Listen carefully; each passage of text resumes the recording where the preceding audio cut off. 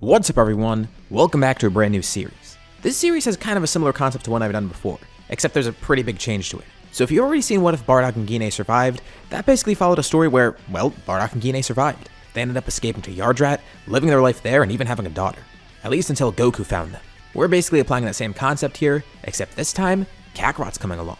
And with that one change alone, even though we are covering the same concept, that's going to have a massively different story. Anyways, let's begin covering What If Bardock raised Kakarot.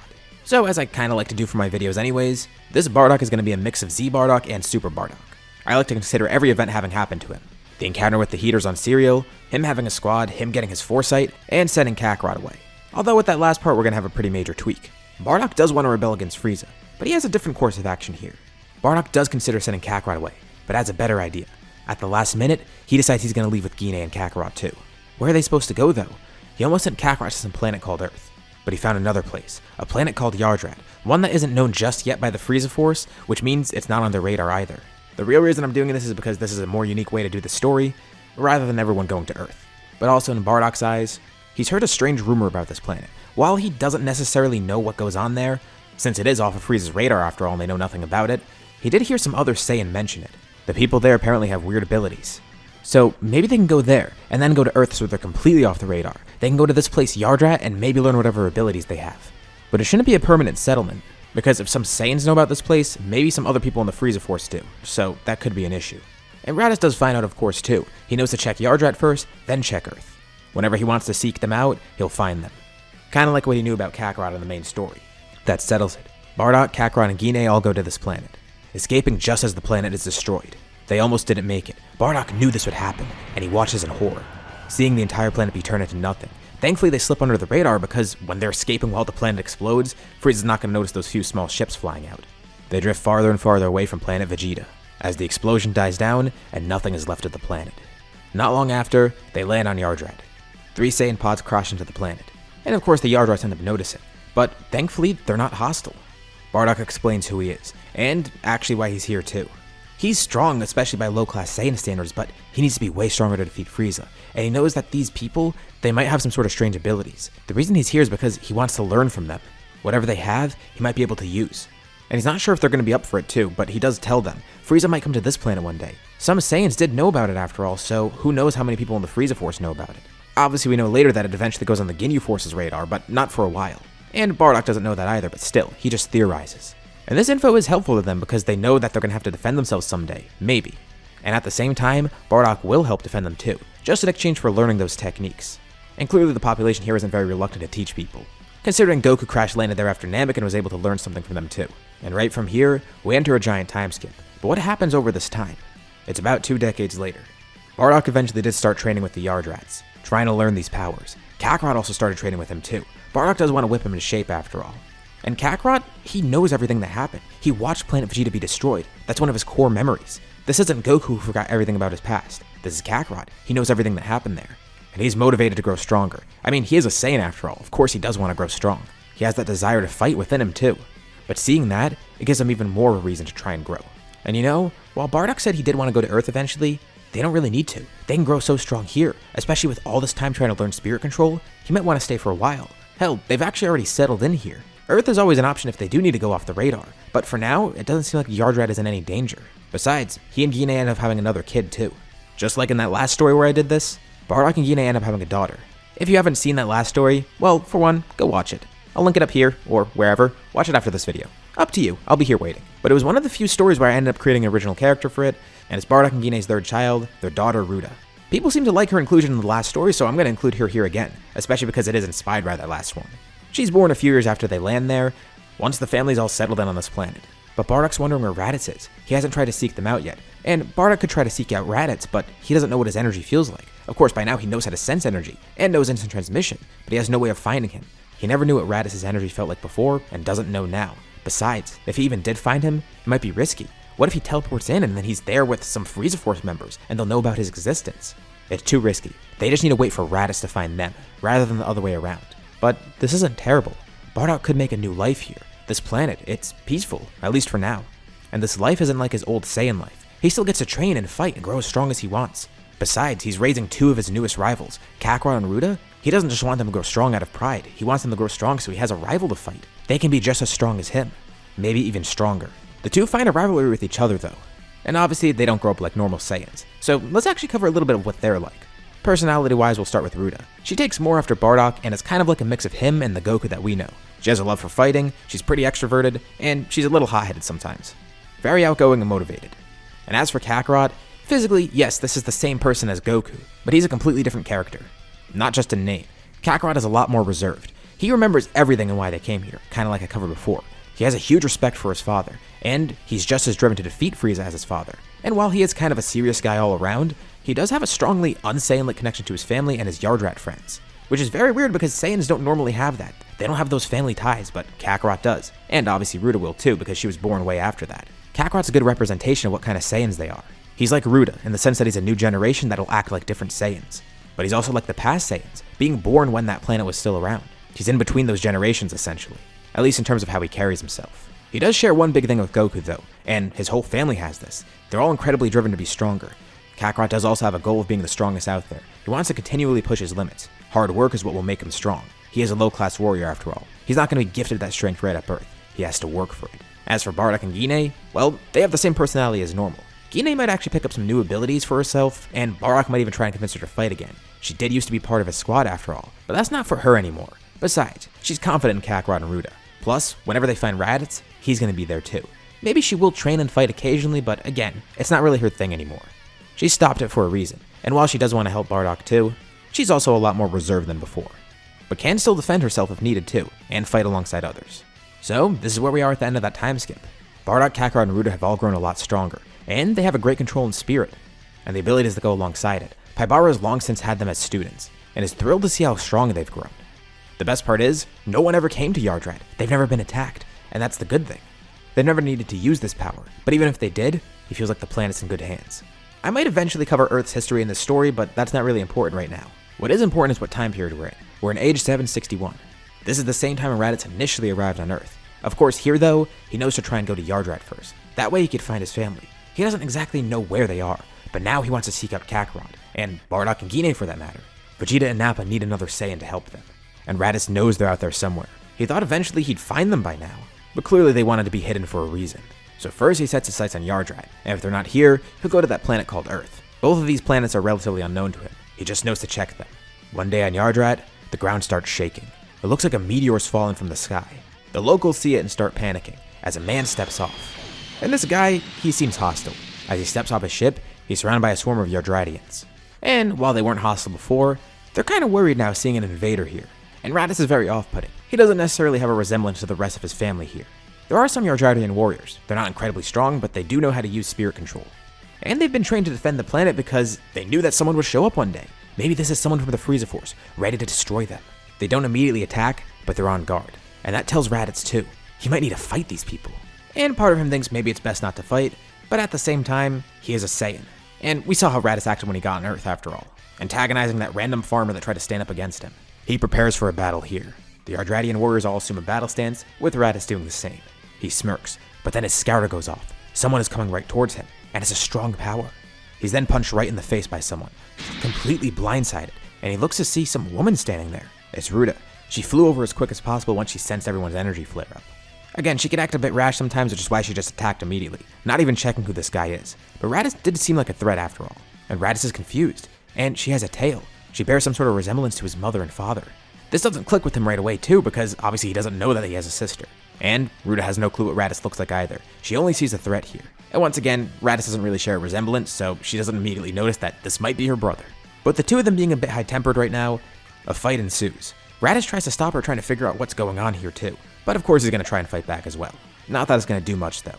Ruta effortlessly beats Raditz, knocking him to the ground, then standing over him triumphantly as the other warriors cheer. Bardock, Kakarot, and Gine then fly over, and Bardock's face contorts in horror. He sees Ruta standing over what looks to be Raditz. Is he dead? And Ruta tells him there's no need to worry. She doesn't know who this guy is, but she beat him up. He clearly seemed like a threat, and she gives a thumbs up to all of them. He wasn't too hard to defeat. Bardock and Gine look on in complete shock, with Kakarot wondering why they're so nervous, and Bardock just points and says, that's their brother. Ruta looks down, then recognizing the armor and seeing the tail too. Oh, so that's the long-lost Raditz that she heard about. Not a good introduction. She lifts him up, and he's angered and confused, ready to kill her, but then his eyes widen, he sees Bardock and Gine and what looks to be an older Kakarot. So they are here, and that's his little brother, all grown up. And he looks back at Ruda. So this is his sister? Obviously he's very out of the loop, and it's not really his fault either. Ruda profusely apologizes as they patch Raditz up. It was a big misunderstanding, and they thought Yardrat was in danger. And Raditz can't believe he was beaten so easily, especially if this is his younger sister, even younger than Kakarot. They've been on this planet for however long. And out of curiosity, he pulls up his scouter again, looking at their power levels. Bardock was already about 10k when he left Planet Vegeta, so Raditz wonders where he's at now. And he can't believe what he's seeing. Their powers are in the single digits. That's because they're suppressing their strength. But let's actually cover some power levels here. Raditz is obviously the same, so we're not going to cover him. The big difference here is everyone has spirit control, which is shown to give a significant increase in strength. And over the past few decades, Bardock, Kakarot, and Ruda have been training. So Bardock's at about 120k. Way stronger than he was originally. Kakarot's surprisingly grown very quickly too, despite being weak as a baby, at least by Saiyan standards. Now his power is at about 70k, and Ruda's not too far behind. I would say she's about 3 years younger than Kakarot, so naturally she would be weaker, but she's been training on Yardrat her entire life. So she's at about 60k. And even Gine's a lot stronger too, at 10,000, which is where Bardock initially was. A lot of this is attributed to spirit control, but they have been training a lot here, and you might wonder why they're actually not stronger than this. Well, the resources here aren't that great. They don't have the same healing pods that they had before, so they can't really exploit Zenkais as much. And it's just the three of them training together. Besides, Bardock did have to spend a lot of time whipping Kakarot and Ruda into shape. But still, these power levels are huge. Raditz is just amazed. Even his mother is stronger than him, and she barely trained here. And not only that, but the three others. They're all stronger than Vegeta and Nappa. Hell, even Gine's stronger than Nappa too. And with Raditz being so weak in comparison, he doesn't even know what to think. He takes off his scouter and turns it off, telling them everything, giving them all the info possible. He stayed with Nappa and Vegeta this entire time. If they all team up, they can destroy Frieza. That's why he came here. He wanted to recruit some more Saiyans to help them. As far as Frieza knows, they're just going to need some more help destroying some planet and taking it over so Frieza could sell it. But really, they want to rebel against him. But Bardock's not sure. Frieza's powerful, very strong. Even with how strong they are now, that might not be enough. Besides, he doesn't really want to work with Vegeta. He assumes he's kind of like his father, and maybe even worse. And yeah, Raditz says he could be a pain in the ass sometimes, but still, they could all band together. They're all Saiyans with a similar purpose. That's what they should do. But then Bardock realizes, wait, so Vegeta and Nappa knew where Raditz went, right? And he had that scout around the entire time. Well, yeah, of course. Oh crap. Well, the scouter's off now at least, but this whole time, Raditz had the scouter on. His location was broadcasted to Frieza, and Frieza probably saw that he got beat up by somebody. Or at least heard it happen. Frieza could have been listening the entire time. Now he knows where Raditz is, he knows where the other Saiyans are too. Yardrat's now on the map for him. That could put this planet at risk. Raditz turns pale. Oh crap. A very big screw up here. Bardock did want to stay here longer. But the thing is, Frieza probably knows of his existence now. He probably knows that some Saiyans escaped, and he knows to check this planet too. Bardock wanted to wait as long as possible to attack Frieza.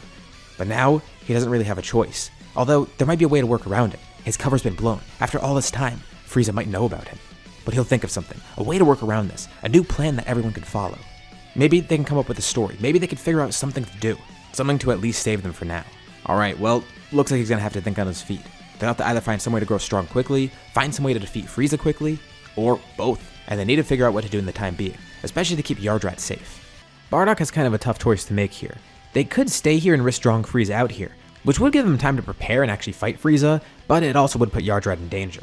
And they could also go to find Frieza too, go along with Raditz, and join Vegeta and Nappa, but then they'd be under Frieza's control.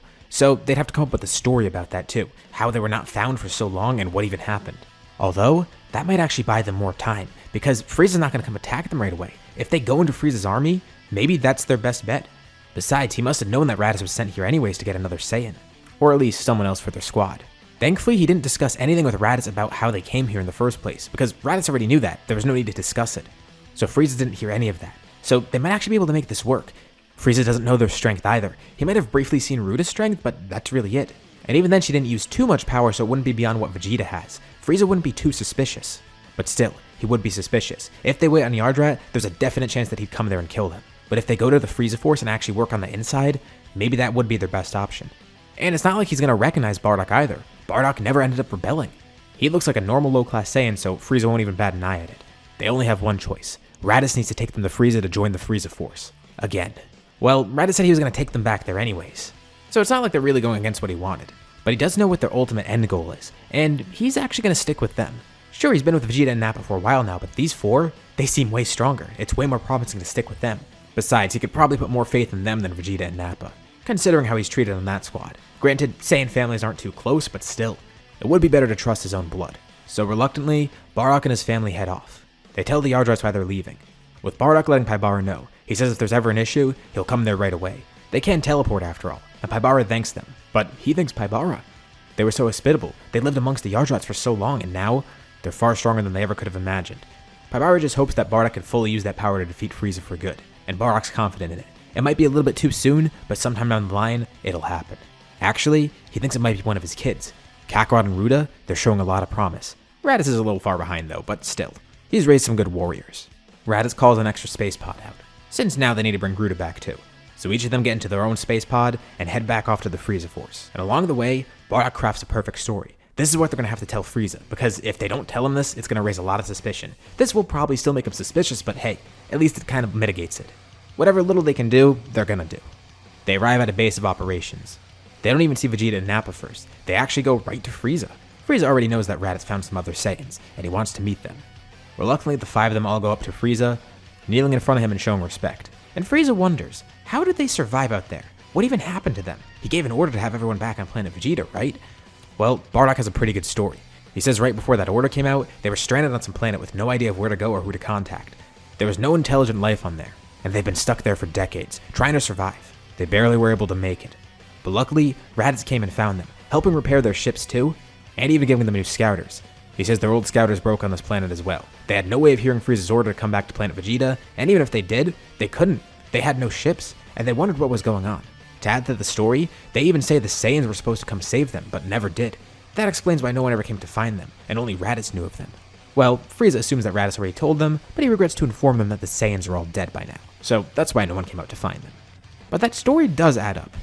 It explains where they were, how they never came to the planet, and how no one ever thought to find them besides Raditz, their own flesh and blood. He can't verify it, but he also can't find any holes in the story, at least not yet. Maybe if he looks a little deeper into it. But then again, there were some other Saiyans that survived his wrath, so them being off planet explains a lot. Frieza is suspicious though, because when Raditz did find them, the scouter went offline after their first encounter, and he did see a pretty sizable power. Not too high, it was only about 10,000 or so. He also doesn't want to let them know he's been listening in either. He doesn't know their full power though, which is good.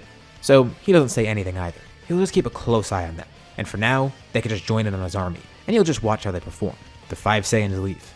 Zarbon and Dodoria were there for the whole conversation, as well as some other top members in Frieza's army. They asked if Frieza finds it suspicious, and of course he does. This could be the start of his downfall, but at the same time, the Saiyans didn't seem too strong, and there's no way they could be stronger than Vegeta either. Vegeta's not a problem.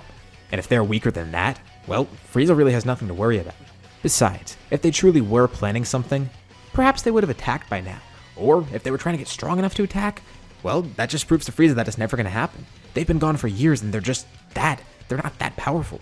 He is suspicious, but not necessarily concerned. The family also has to hide the fact that they have spirit control, because if Frieza knew they could teleport, that invalidates their whole story, so they can't use any sort of spirit control around anybody else. Same for any other abilities, because it'll make them look really strong. But teleportation's the big thing. If they use instant transmission, that proves they could have gotten off the planet anytime they wanted. But that could also be good. It's their secret, that they could just teleport whenever. And Bardock begins devising another plan. Next, they meet Vegeta and Nappa, with Raditz taking them to see those two. Vegeta's surprised. He tells Raditz good job, 4 more Saiyans. Well, apparently Gine's not that much of a fighter, but she still seems decently strong, especially for a low-class warrior. He wonders if she would start fighting though. But more surprising is the fact that Ruda's there. There's a new Saiyan, one that was born after all the Saiyans were destroyed. Not a hybrid either, she's a pure Saiyan. And he looks at the other two. They look like the spitting image of each other. Bardock, Raditz's father, and Kakarot, Raditz's younger brother. An interesting crew. They have Raditz's whole family here.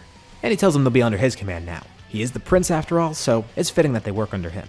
And Bardock tries to hold back laughter hearing this. He knows he's multiple times stronger than Vegeta now, and Raditz stares him down nervously, just so he knows to not say anything or not even laugh or react. And it does take a lot of restraint, but Bardock holds back his reaction.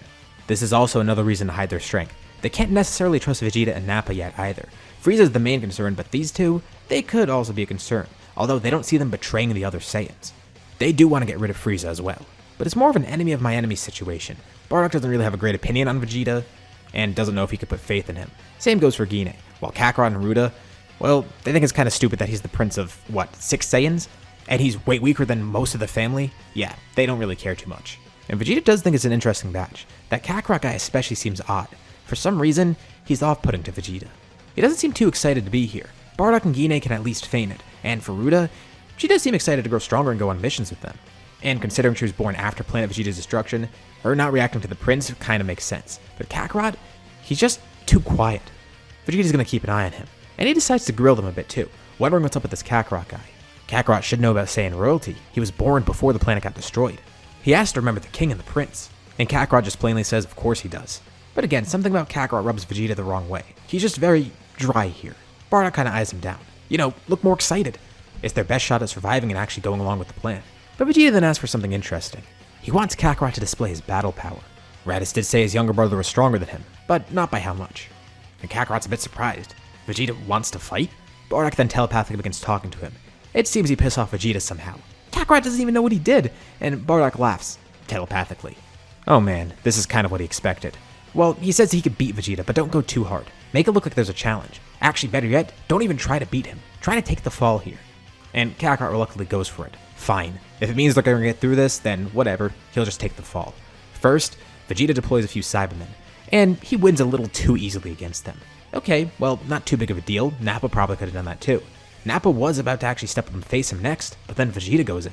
He'll face Kakarot himself, and Bardock then steps in too, saying something else. He says Kakarot's the strongest of them, which isn't true, but Vegeta finds that interesting. He is almost on Bardock's level though, but still, he's not the strongest of them. And Bardock thinks this will work with their plan too. If Vegeta beats Kakarot, then Frieza will just think the rest of the Saiyans are weaker than Vegeta. It shouldn't concern Frieza at all, or Vegeta for that matter, because he's also a concern. Interesting, he surpassed not only Raditz but his father. This Saiyan must have some pretty great potential, and Vegeta wants to see it.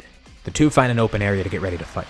Vegeta powers up fully, and Kakarot puts on his own scouter, reading the power level. Of course he could sense Ki too, but he sees Vegeta's powers about 18,000. Honestly, he really has no frame of reference. He doesn't know if that's impressive or not. But he does know for a fact that his Ki should be higher, because from Vegeta's Ki he could tell, he's way weaker. So, Kakarot tries to power up to match it, or just go a little bit below it. And Vegeta's shocked. His scouter reads 15,000? He's almost on Vegeta's level, just below it actually. That can't be right. A low-class warrior that strong? And he was on some random planet, he wasn't even doing proper training. Kakarot sees the shock reaction and quickly tries to lower his power a little bit more, going to 10,000. Oh, so that must have been a scouter malfunction. 10,000 is still very strong though, and Vegeta's very surprised to see that. He does know of a few Saiyans that reached that level. I mean, Bardock even did, not that he knows. But he compliments Kakarot. What an impressive power level. That's around where the elite class warrior should be. Hell, that's probably as strong as the king too. And Vegeta says while Kakarot may be outmatched in terms of his power level, they could still fight. He wants to see what the Saiyans got. A fight ensues. And Kakarot is really holding back here. He doesn't beat Vegeta at all, and he wants to make the fight seem close. So he does put up a good fight, but he limits himself and doesn't use too much more power. Vegeta can't believe it. This guy's actually keeping up, even despite the gap in power. It's still a huge shock that a low-class warrior is that strong, even if he still is weaker than Vegeta. Vegeta does end up winning the fight, although Kakarot does take the fall obviously. But after winning against Kakarot, Vegeta grills him a little bit more. He says he knows why they weren't found. They don't need to hide that from him. He knows how they escaped Frieza and why they weren't found in the first place. But he still thinks they're hiding something, and he asks, what are they hiding? Something's off about them, their strength, the way they're acting. He doesn't really know what to think about it.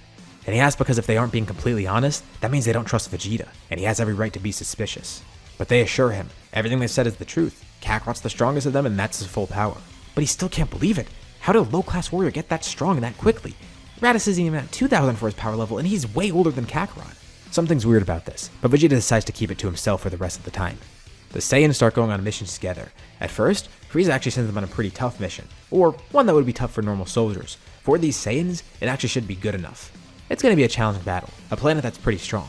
The reason Frieza is actually doing this is because he hopes it ends up killing the Saiyans. He thinks that Vegeta and Nappa will be able to make it through, but he doesn't know how strong the others are. Of course, with Bardock and his family, this doesn't really sit right with them. They still are normal Saiyans, but not the same ruthless ones from before. Besides, they don't want to follow Frieza's orders. At least for Bardock, he used to do this for his missions, and maybe he would actually decide to go on it, or at least consider it, but he doesn't want to play into Frieza's hands either. And he definitely knows the rest of them don't. Kakarot and Ruta didn't grow up that way. And as for Gine, she's been out of the squad for a while. She hasn't been a Saiyan warrior for so long. Them killing needlessly is not how they are. And in case it isn't clear, that's basically how Bardock is too. I mean, he lived peacefully on Yardrat. That lifestyle is behind him. Sure, he loves fighting and all, but he's not going to follow out Frieza's orders just killing needlessly. Now, this isn't to say Bardock's just a goody two-shoes, no. But he's not a genocidal warrior either. But as he thinks about it, he gets a great idea.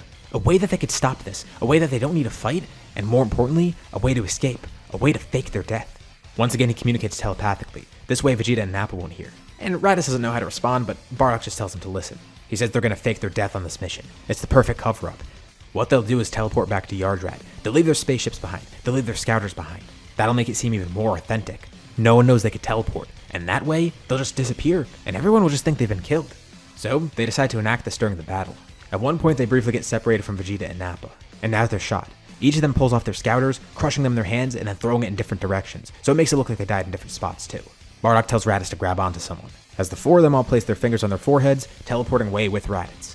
Vegeta and Nappa continue their mission, and eventually succeed, although it was a tough-fought battle, and they wonder where the other Saiyans went. They can't find them on their scouters anywhere. They should be able to, but then Nappa finds something, the remains of one of the scouters, and as they look around, they find the rest of the scouters too, all 5 of them.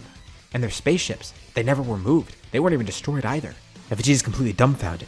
There's no way they could have left this planet, and there's no way they could have died either. I mean, if Kakarot was at a power level of 10,000, he should have been fine here. I mean, Nappa's weaker than him, and he made it through fine, so how did the rest of them die? It doesn't make sense, and even weirder, it's not like they could have escaped either because their space pods are still here. It's not like they can teleport or anything, so what happened? They can't be in hiding anywhere, they can't find it on the scouters either. And besides, even if they were in hiding, Frieza would definitely be able to find them. I mean, he could just blow up this planet too, and they know that. He'll find a way to get them out here if they are hiding. Damn it, something's not adding up. And Nappa thinks they might have just truly died, but also at the same time, there's no body. Not even one. Maybe if one of them just got completely obliterated, okay, that makes sense, but 5 of them all? And especially Kakarot, after how strong he was shown to be? No, it just doesn't add up. But Vegeta begins thinking. He holds his tongue. He's not going to tell Frieza. Actually, he doesn't want Nappa to either. He's angered, feeling like the Saiyans betrayed him. Something's definitely not right here. He knows they didn't die. Something else happened, and Raditz joined them too. He'll tell Frieza they died though. He wonders what their plan is. He knows they're out there somewhere, and he will face them again. Especially because he's angered. If they did do something to betray Frieza, well, they betrayed Vegeta too because they left him behind, and Nappa. He'll get to the bottom of this. The family arrives back on Yardrat, being greeted by the locals. That was a little too close for comfort. But what are they supposed to do now? They got themselves out of one situation, and now they've bought themselves some time. So what's the next step? Back on Yardrat, Bardock starts acting a bit weird. At first he's acting pretty calm, and then he panics, staring off to the distance blankly. At first his family has no clue what he's doing, but then they realize. It's another one of those visions. They know about what Bardock has, that ability. Bardock has no control over it, and it's been a while since he's had a vision like that. Everything is very vague too, but he actually sees what looks to be Frieza. He's not entirely sure, but it almost looks like him. It's almost like he's transformed or something, which makes no sense. He tries to focus on the vision, but again, he has no control over it, and it dissipates after a bit. He hasn't used the foresight much, not really having an opportunity to figure out how it works or how it's triggered, or more importantly, how to use it on his own. But he tells them what he saw, and this makes him worried. If that truly was Frieza, that means he might be able to transform. Just as Bardock expected, he might be stronger than they think. Back at the Frieza Force, Vegeta and Nappa return to Frieza. Frieza's a bit surprised, wondering where those other monkeys went. Oh, they died. Well, that's kinda good for him at least, but still, it was one mission. They were really that weak? That makes no sense to Frieza. And Vegeta and Nappa are just as confused. Vegeta hopes Frieza doesn't really catch on because then Vegeta would be the one to get the blame. Frieza would think he's colluding against them. So Vegeta tries to add to it. He says they don't need those low-class weaklings anyways. They couldn't keep up. It's probably for the better that they died. Honestly, Raditz was kinda dead weight, so it makes sense that the rest of his family was too. Right. Frieza is still a bit confused, but he also realized that they couldn't have escaped. I mean, if their space pods were back there, never used, that only leaves 2 options. Either they're hiding somewhere on the planet, or they actually did die and just had no remains. Just to verify, he's gonna send scouts back to the planet, but Vegeta and Nappa know that they're not there. They already looked around just to make sure, but Frieza's gonna do the same too. Vegeta and Nappa are free to do what they want now, and they slip away, going on a search for the Saiyans. And Nappa wonders why Vegeta's still pursuing it. They're dead, they can't be found anywhere. But Vegeta says that's not the case. They definitely escaped somehow. He doesn't know for sure what happened, but he does remember where Raditz found the other Saiyans. It was on that planet called Yardrat, and he's heard a rumor about it, that they have strange techniques there. It's kind of a long shot, but what if that was how they got back to the planet somehow? It's at least worth checking there, and even if they're not actually there, it's good to learn more from the Yardrats about who these Saiyans were. Either way, they're going to be able to get some information. Kakarot's training one day on Yardrat, and feels something strange. Great, they've been spotted. 2 energies are approaching Namek, and he can immediately tell us those 2 other Saiyans. 2 space pods crashed near where Kakarot is, and he flies over, flying kinda low and hiding, just to see what they're up to. And, just like he expected, it is those 2 Saiyans. He sees Vegeta and Nappa stepping off. And Kakarot's about to jump out at them, but then the others teleport in, with Raditz holding on to Bardock since he still can't teleport. And just so they don't make the same mistake as last time, Kakarot then points 2 fingers out, blowing up Vegeta and Nappa's scouters, with the family coming out of hiding.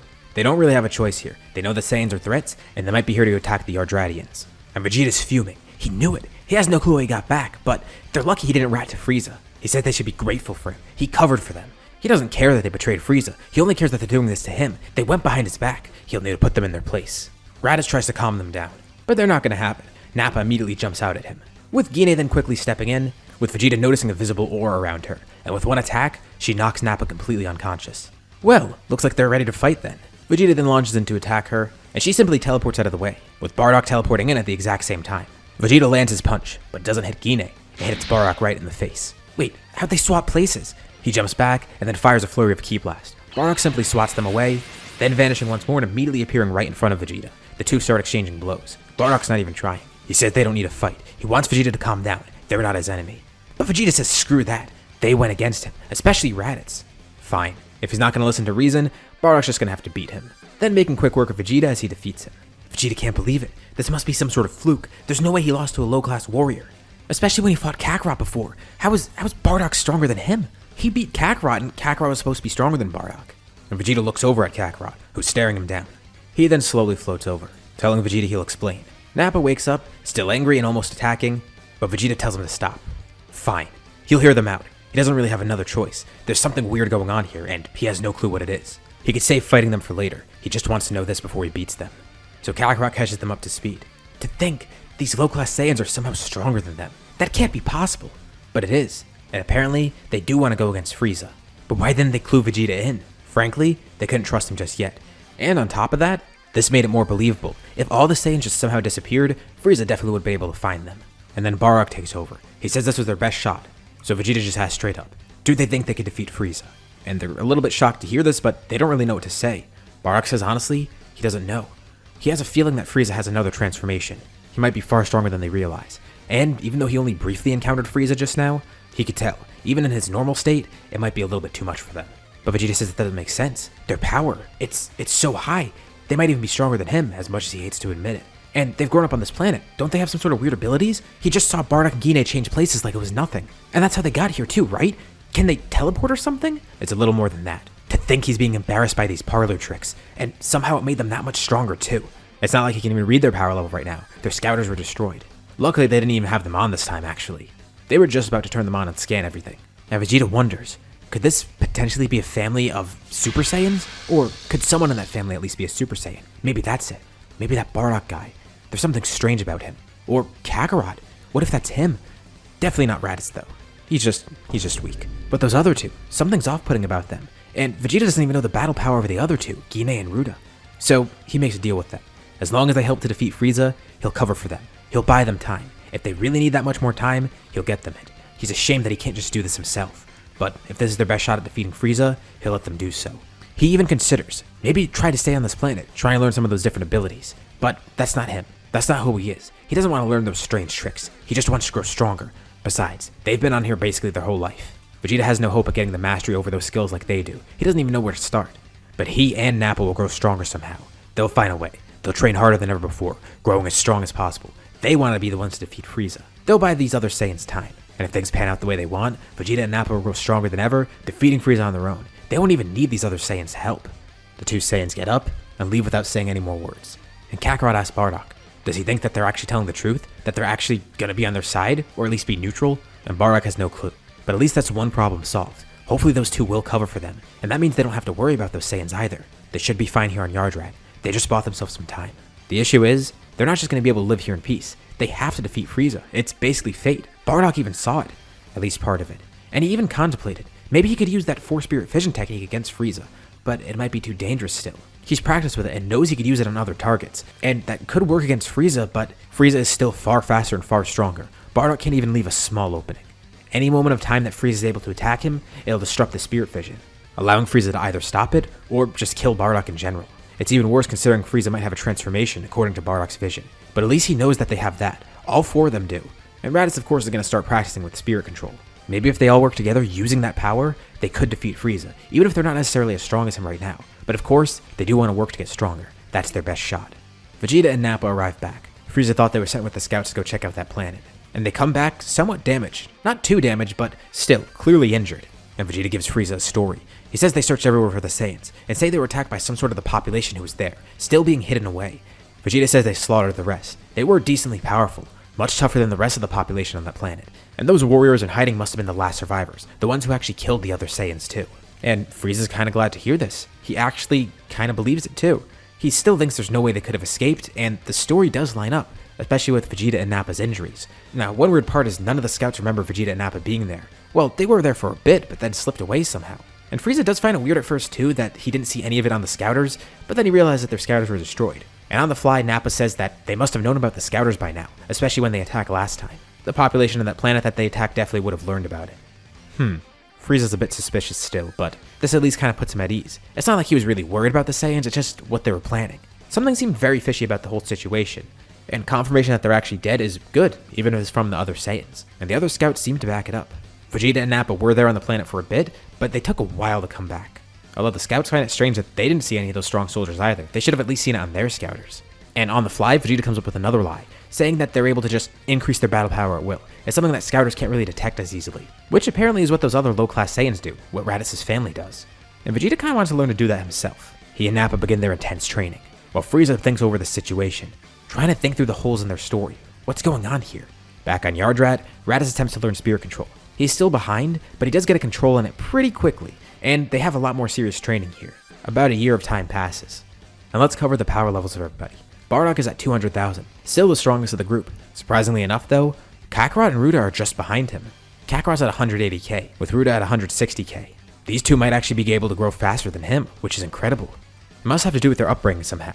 Gine's at around 60k. She's begun training again, although not as intensely as the others, but after knocking out Nappa in one hit, it kinda gives her the motivation to start training again. She does have full access to spirit control, and it's probably good to put it to use, and Raditz has the same exact power as her. Difference is, he trains a lot more than her, and he's able to kinda catch up. But by this point, there's some trouble brewing in the Frieza Force, and it doesn't have to do with the Saiyans either. Frieza gets word that somebody's trying to attack his planets. At first, he thinks it is the Saiyans, but no, it's apparently some other group, and he has to send scouts to a bunch of his planets to try and fight them. It's a small group, but still, they're powerful. He doesn't know exactly who it is, but knows it's some sort of squadron, and he kinda has a hunch on who's responsible for it.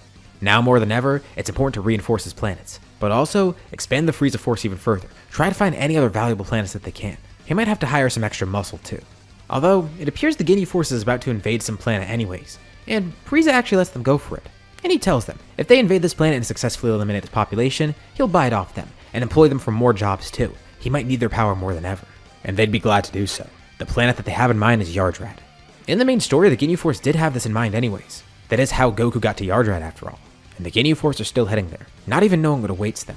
Raditz is training with his siblings one day, and then senses something strange. They feel it too. There's 5 powers approaching. Kakarot comments that they're decently powerful, and Raditz, who can now sense energy, immediately recognizes what it is. 5 powers with that much strength? His eyes widen. He looks fearful. It can't be. How did they get here? Why are they here? Why is the Ginyu Force here? Did Frieza send them? Did Frieza finally find out where they are? Bardock and Gine teleport over too, and Raditz asks him, does he think it's the same thing? And Bardock thinks so. It has to be the Ginyu Force. But he's not too scared. He thinks with their current level of power, they can defeat the Ginyu Force. Kakarot and Ruda have no clue what the Ginyu Force is. The other 3 at least know. The issue is, they don't really know too much about the Ginyu Force's powers. Just the fact that they have a lot of raw strength. The 5 Ginyu pods crash on the planet, and the family watches from afar. And Bardock has a really funny idea that actually will kind of work. Using spirit control, he creates a clone of himself, and he shrinks the clone down, like really far. The rest of the family just looks on in confusion. Why is there a tiny Bardock? The tiny Bardock speaks in a funny voice. He tells them not to laugh. This is their best shot at figuring out what's going on. The tiny Bardock flies off while the rest of the family just tries to contain their laughter. Tiny Bardock then teleports over to the Ginyu Force. He's basically going to act as a drone for them, listening in on their conversation. And from what he could tell, it seems like the Ginyu Force doesn't actually know they're here. They're just looking around for any sign of life. And the dumb-looking one kind of has a big mouth. Raccoon blurts out that it should be easy to take over this planet like Frieza wanted. Well, that explains it to Bardock. It seems like they're just here on an unrelated mission, which kind of makes sense too because they thought maybe someday this would be on the Frieza Force's radar. Although it's strange that it's the Ginyu Force, but whatever. This is good. The Ginyu Force doesn't know they're here. They could launch a sneak attack, and they have just enough people to fight them. Tiny Bardock then blows up all their scouters, quickly then disappearing as the entire family appears in front of the Ginyu Force. And immediately Bardock charges an attack, with the ground erupting below the Ginyu Force. What was that? Was that just 5 Saiyans? No, it can't be. They look like Saiyans, but that makes no sense. And they were wearing Frieza armor too. And their scouters are gone. They can't even detect them now. There's just a cloud of smoke below them. Someone then rockets up out of the plume of smoke. It's Gine. She rockets right towards Goldo, killing him with one attack, then quickly turning over and launching a barrage of blasts at the others. Raccoon steps in front to defend, not too affected by the blast, but then Raditz rockets up, hitting Raccoon with a powerful uppercut as he launches a blast from his mouth, with the blast exploding in his mouth. Kakarot and Ruda teleport above him, then launching a combined blast that knocks him into Jason Birder. And Bardock then appears in front of Ginyu, with the two of them sparring as the rest of the Ginyu force fights the others. Ginyu can't believe it. They were dismantled that quickly? They already lost Goldo, but the others, they should be able to fight on their own. Although, these Saiyans, if that's what they are, they seem to have such strange abilities, and Ginyu can't tell how powerful they are. He doesn't have a scouter after all, even if the art in the video shows that he does. Just pretend it's not there. But he thinks to himself, what if he steals this guy's body? That might be his last chance. If this guy's the ringleader of the group and he's the strongest, that could really help him. So, without a second thought, he tries to take Bardock's body, and it works. He successfully swaps bodies with him, not before injuring himself though. In Ginyu's body, Bardock plummets towards the ground, yelling out to the others, he swapped bodies. That's this guy's power. They quickly defeat the rest of the Ginyu force, but now they have to deal with this. This guy now has Bardock's body, and they have no clue of what to do about it. But Kakarot has an idea. He's not too sure if it'll work, but it's probably got a good chance of working. He simply floats over to Ginyu, and Ginyu taunts him. He doesn't know who this guy is, but they're all clearly allies, and those two Saiyans definitely are related. They look the exact same. What? Is he gonna attack his own flesh and blood? Well, yeah, actually he will. Kakarot delivers a powerful punch. Ginyu coughs up blood, but just laughs it off. They're all strong, but that's not going to be enough. They're going to have to completely destroy this body. And Kakarot says there's no need, as he then attempts to use Force Spirit Fission. He knows that Force Spirit Fission has weird properties. It could forcefully separate things. Things combined through absorption, fusion, anything like that. At the very least, he could weaken this guy, but in the best case scenario, he could swap them back to normal. And something strange happens. It's almost like he rips the soul out of both of them. Or at least he pulls Ginyu out of Bardock as the lifeless body falls to the ground. And Bardock on the ground and Ginyu's body looks on in horror. Be careful with its body.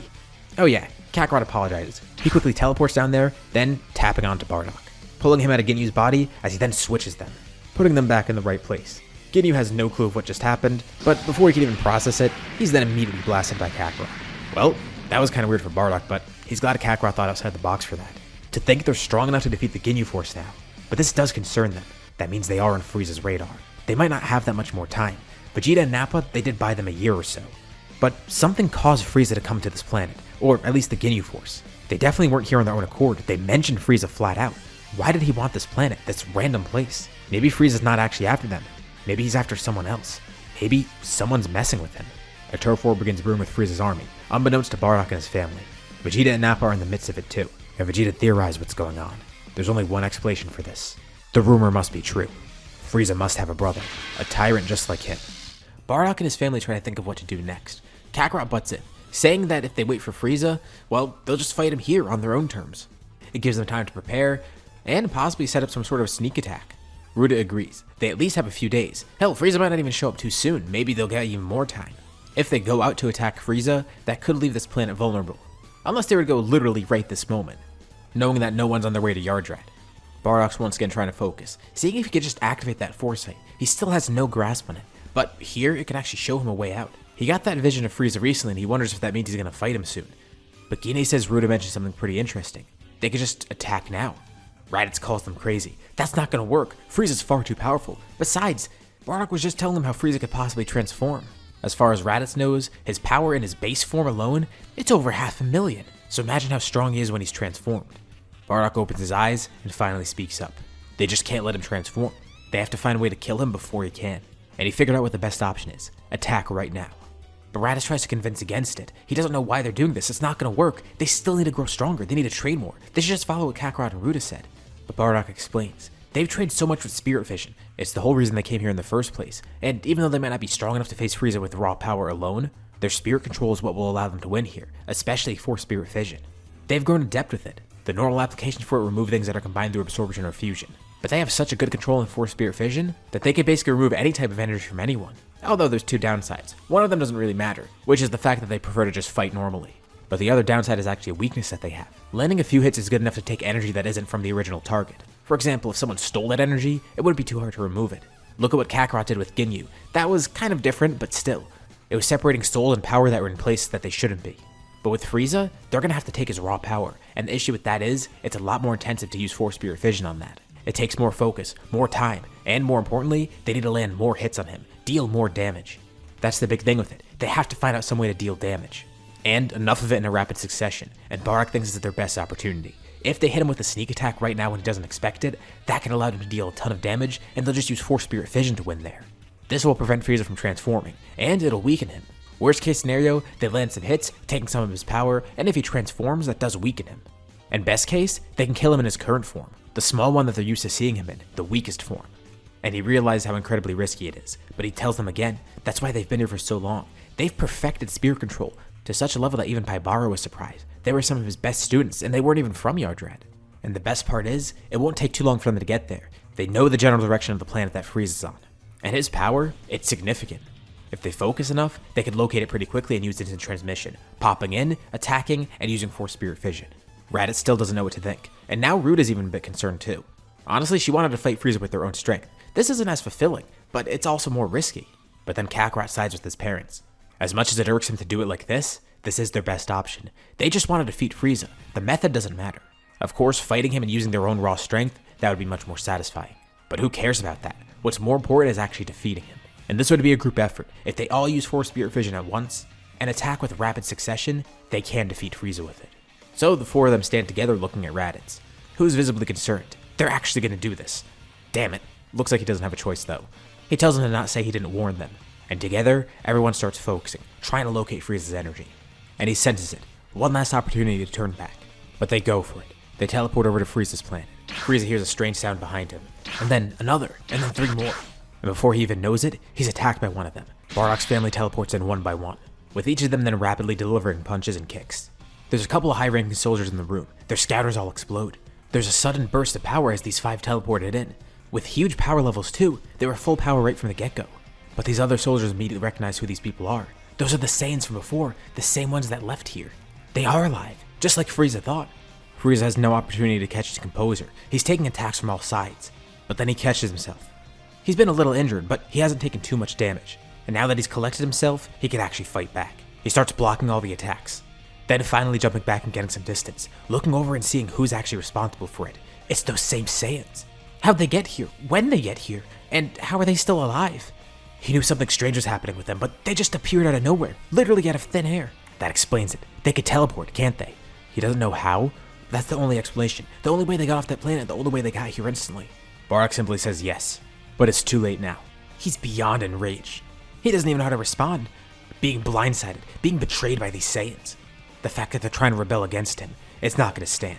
He says they've sealed their fates. They might have gotten some good hits in, but their power certainly isn't enough to face him now. If that's all they've got, he could simply kill them in his first form. And then Frieza begins charging energy. The room that they're in explodes. His aura flares up significantly, and then it starts to die down.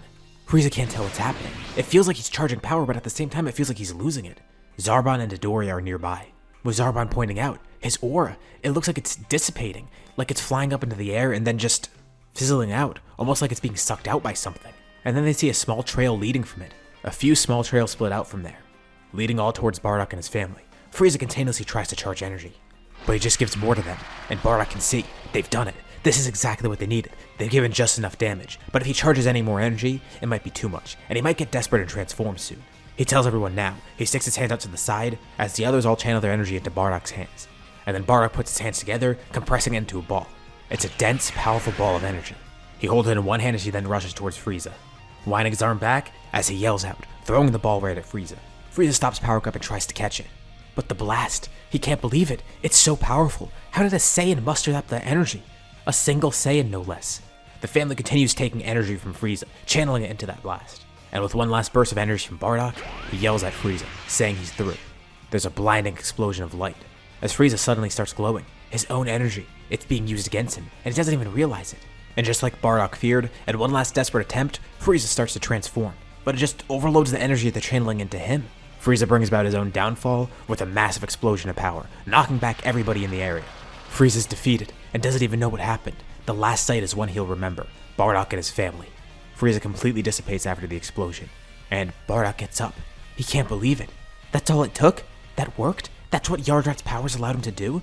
Bardock is annoyed that they had to resort to that. The technique is powerful, and if they use it as a sneak attack like that, they can quickly absorb energy. But still, it's not as fulfilling as they thought. They didn't use their own strength, and they fought Frieza at his weakest, catching him off guard. It's un-Saiyan-like, but then Kakarot butts in. It was the best way to do that. Bardock was the one to come up with the plan after all, and it worked. He should at least be proud of that. And besides, he points back at the others. They still have a ton of other people that they could still fight. A good chunk of Frieza's army is there right now, and Bardock says he likes the sound of that. Kakarot and Ruda look at each other and nod as they then start teleporting away, with Raditz trying to keep up with them, also teleporting, but not as efficiently. Bardock and Gine face Zarbon and Dodoria, with Zarbon transforming, showing off his full strength, with Gine simply one-shotting him, and Bardock doing the same to Dodoria. The two stand back to back, launching blasts all around them at some of the soldiers. And all around, they see explosions. Kakarot and Ruda are rapidly teleporting around, with Raditz trying to keep up with them, not as adept with teleporting. They're all launching blasts everywhere, defeating the soldiers as they come. There's hundreds of them. And Raditz is kind of fed up because he's not able to keep up with their speed. So, he just sticks out both of his hands, launching powerful lasers as he spins around, raising the entire area around them, with Kakarot and Ruda almost being singed by the attacks, quickly teleporting out of the way up to Raditz. Ruda yells at him and tells him to watch out where he's shooting. And Raditz says excuse him for not being able to teleport like that. They don't need to keep showing off. And then Kakarot starts chuckling, teleporting all around his brother, with Ruda then laughing too, doing the same thing. Great, they found a new way to piss him off. Bardock and Gine watch on, and Gine is glad to see that. Look how strong their children have grown. And Bardock says, yup, they're definitely still like children, even though that's not what she meant. He's glad to see they're at least carefree right now. Frieza's gone, and they should rest. They got what they wanted. But Bardock hears a mumble behind him. It's Zarbon on the ground, barely alive, and Bardock slowly walks over to him. He tells Zarbon it's over, holding out a hand charging a blast, but Zarbon tells them, even if they struck Frieza down, someone else will take his place. These Saiyans will face karma from a much more dangerous foe. Someone will defeat them. And it takes Bardock a second to think, and then he realizes, he means King Cold, right? They actually completely forgot about him. But honestly, they're not worried. By the time they have to face him, they'll grow strong enough to kill him. And even if they aren't, they'll have that technique that they can rely on. But Zarbon weakly chuckles. It's not him. Well, yes, there is him, but there's someone else they don't know about. Frieza has a brother, and he will kill them next. Wait, what? A brother? They didn't know about that. They heard rumors, but no, they thought that wasn't true. And Bardock tries to get more info out of Zarbon, but he stops responding from the blood loss, with him then dying next. Bardock's eyes widen. He kind of starts panicking. Frieza has a brother too that they don't know about? Is he around here? He tries focusing. He can't sense anything around them. It's a good thing King Cold wasn't here either because they completely forgot about that, but they could deal with him when the time comes. They heard some weird rumors about Frieza's brother, some guy that was completely estranged from the family, who was apparently much stronger than Frieza too. But they were just rumors, right? Two space pods come flying in nearby. Bardock's eyes dart up at them. Is that related to that? But he can sense who's aboard. No, that's Vegeta and Nappa. Kakarot, Raditz, and Ruda come over, with Bardock telling them about what happened. But they'll have to plan for that later, because now they have to deal with Vegeta and Nappa. The two of them rush off their ship, injured, and they're completely dumbfounded. The entire area is leveled. There's dead soldiers everywhere, and all they could see is 5 Saiyans standing there. It's Raditz's family. Vegeta rushes up to them. First, he wants to know what happened here, and Bardock says they defeated Frieza. He can't be serious, right? Vegeta looks around, and he pulls out a scouter, and he can't sense Frieza anywhere. He'll deal with the shock of that later. For now, they need to go. He came back here for reinforcements, or hoping to lead this guy to Frieza. But since Frieza's not here and there's no reinforcements, they're gonna need some other form of escape. Wait, what's he talking about? Who attacked them? And Vegeta says there's no time to explain. He yells out, they need to get out of here. Use that teleportation thing. Frieza's brother is coming. And then Kakarot looks up out into space, and his face morphs into a look of horror. Ruda asks what's going on, but then she senses it too. The two of them look completely mortified. That power, it's unlike anything they've ever felt, even higher than what Frieza's was, by a significant portion. And then on a whim, Kakarot then grabs onto Vegeta and Nappa. He tells the others, it's time to go. Kakarot teleports away with Vegeta and Nappa. Ruda and Raditz teleport away too. And Gine and Bardock look up in the sky. They could sense the same thing. So the two of them then teleport away as well. They arrive back on Yardrat fine. They catch Vegeta and Nappa up to speed, but then Vegeta and Nappa explain what's going on. They just encountered Cooler's armored squadron.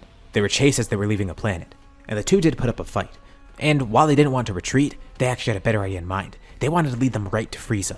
That was their best option to having Frieza defeated. He didn't even realize what was going on in the meantime. But they know about Cooler too now. All of them do. But they need to figure out a way to defeat him now. And Bardock's a little concerned now. Now that he thinks about it, that vision that he had of Frieza, it never came to be. Vegeta asks what that was, with Nappa also curious. Bardock kind of gives a brief rundown on his power, but also says what he saw. He saw Frieza, looking different. Or, at least he assumed it was Frieza. He transformed or something. But that vision never came true.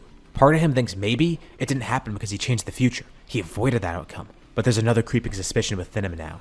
A very realistic possibility. Something that Kakarot brings up. What if that wasn't Frieza that he saw? and Bardock tries to remember the vision. It definitely did look like Frieza, at least a transformed version of him. But then he remembers something strange that stuck out to him, the gem on his head. It was blue rather than being purple, which he just attributed to the transformation. But then Vegeta brings up something too. Wait, describe more about that Frieza form that he saw. So he describes it, and Vegeta says that's not Frieza. He saw Cooler. And that's not a transformation, that's just what Cooler looks like. Frieza was never a threat to them. This was always going to happen. They're going to face Cooler next. That's their primary threat now. Back on Frieza's base, a ship lands. Cooler's armored squadron steps off, followed by Cooler himself. He looks around. Their scouters can't pick up anything. Those two Saiyans they were chasing, it should have led them right to Frieza. He expected an ambush, but didn't care. He was more than prepared to actually kill Frieza right now. But the whole planet is decimated. He goes over to what looks like a destroyed throne room, and all that's left is just a massive crater. Dead bodies are scattered everywhere, including some of Frieza's top men.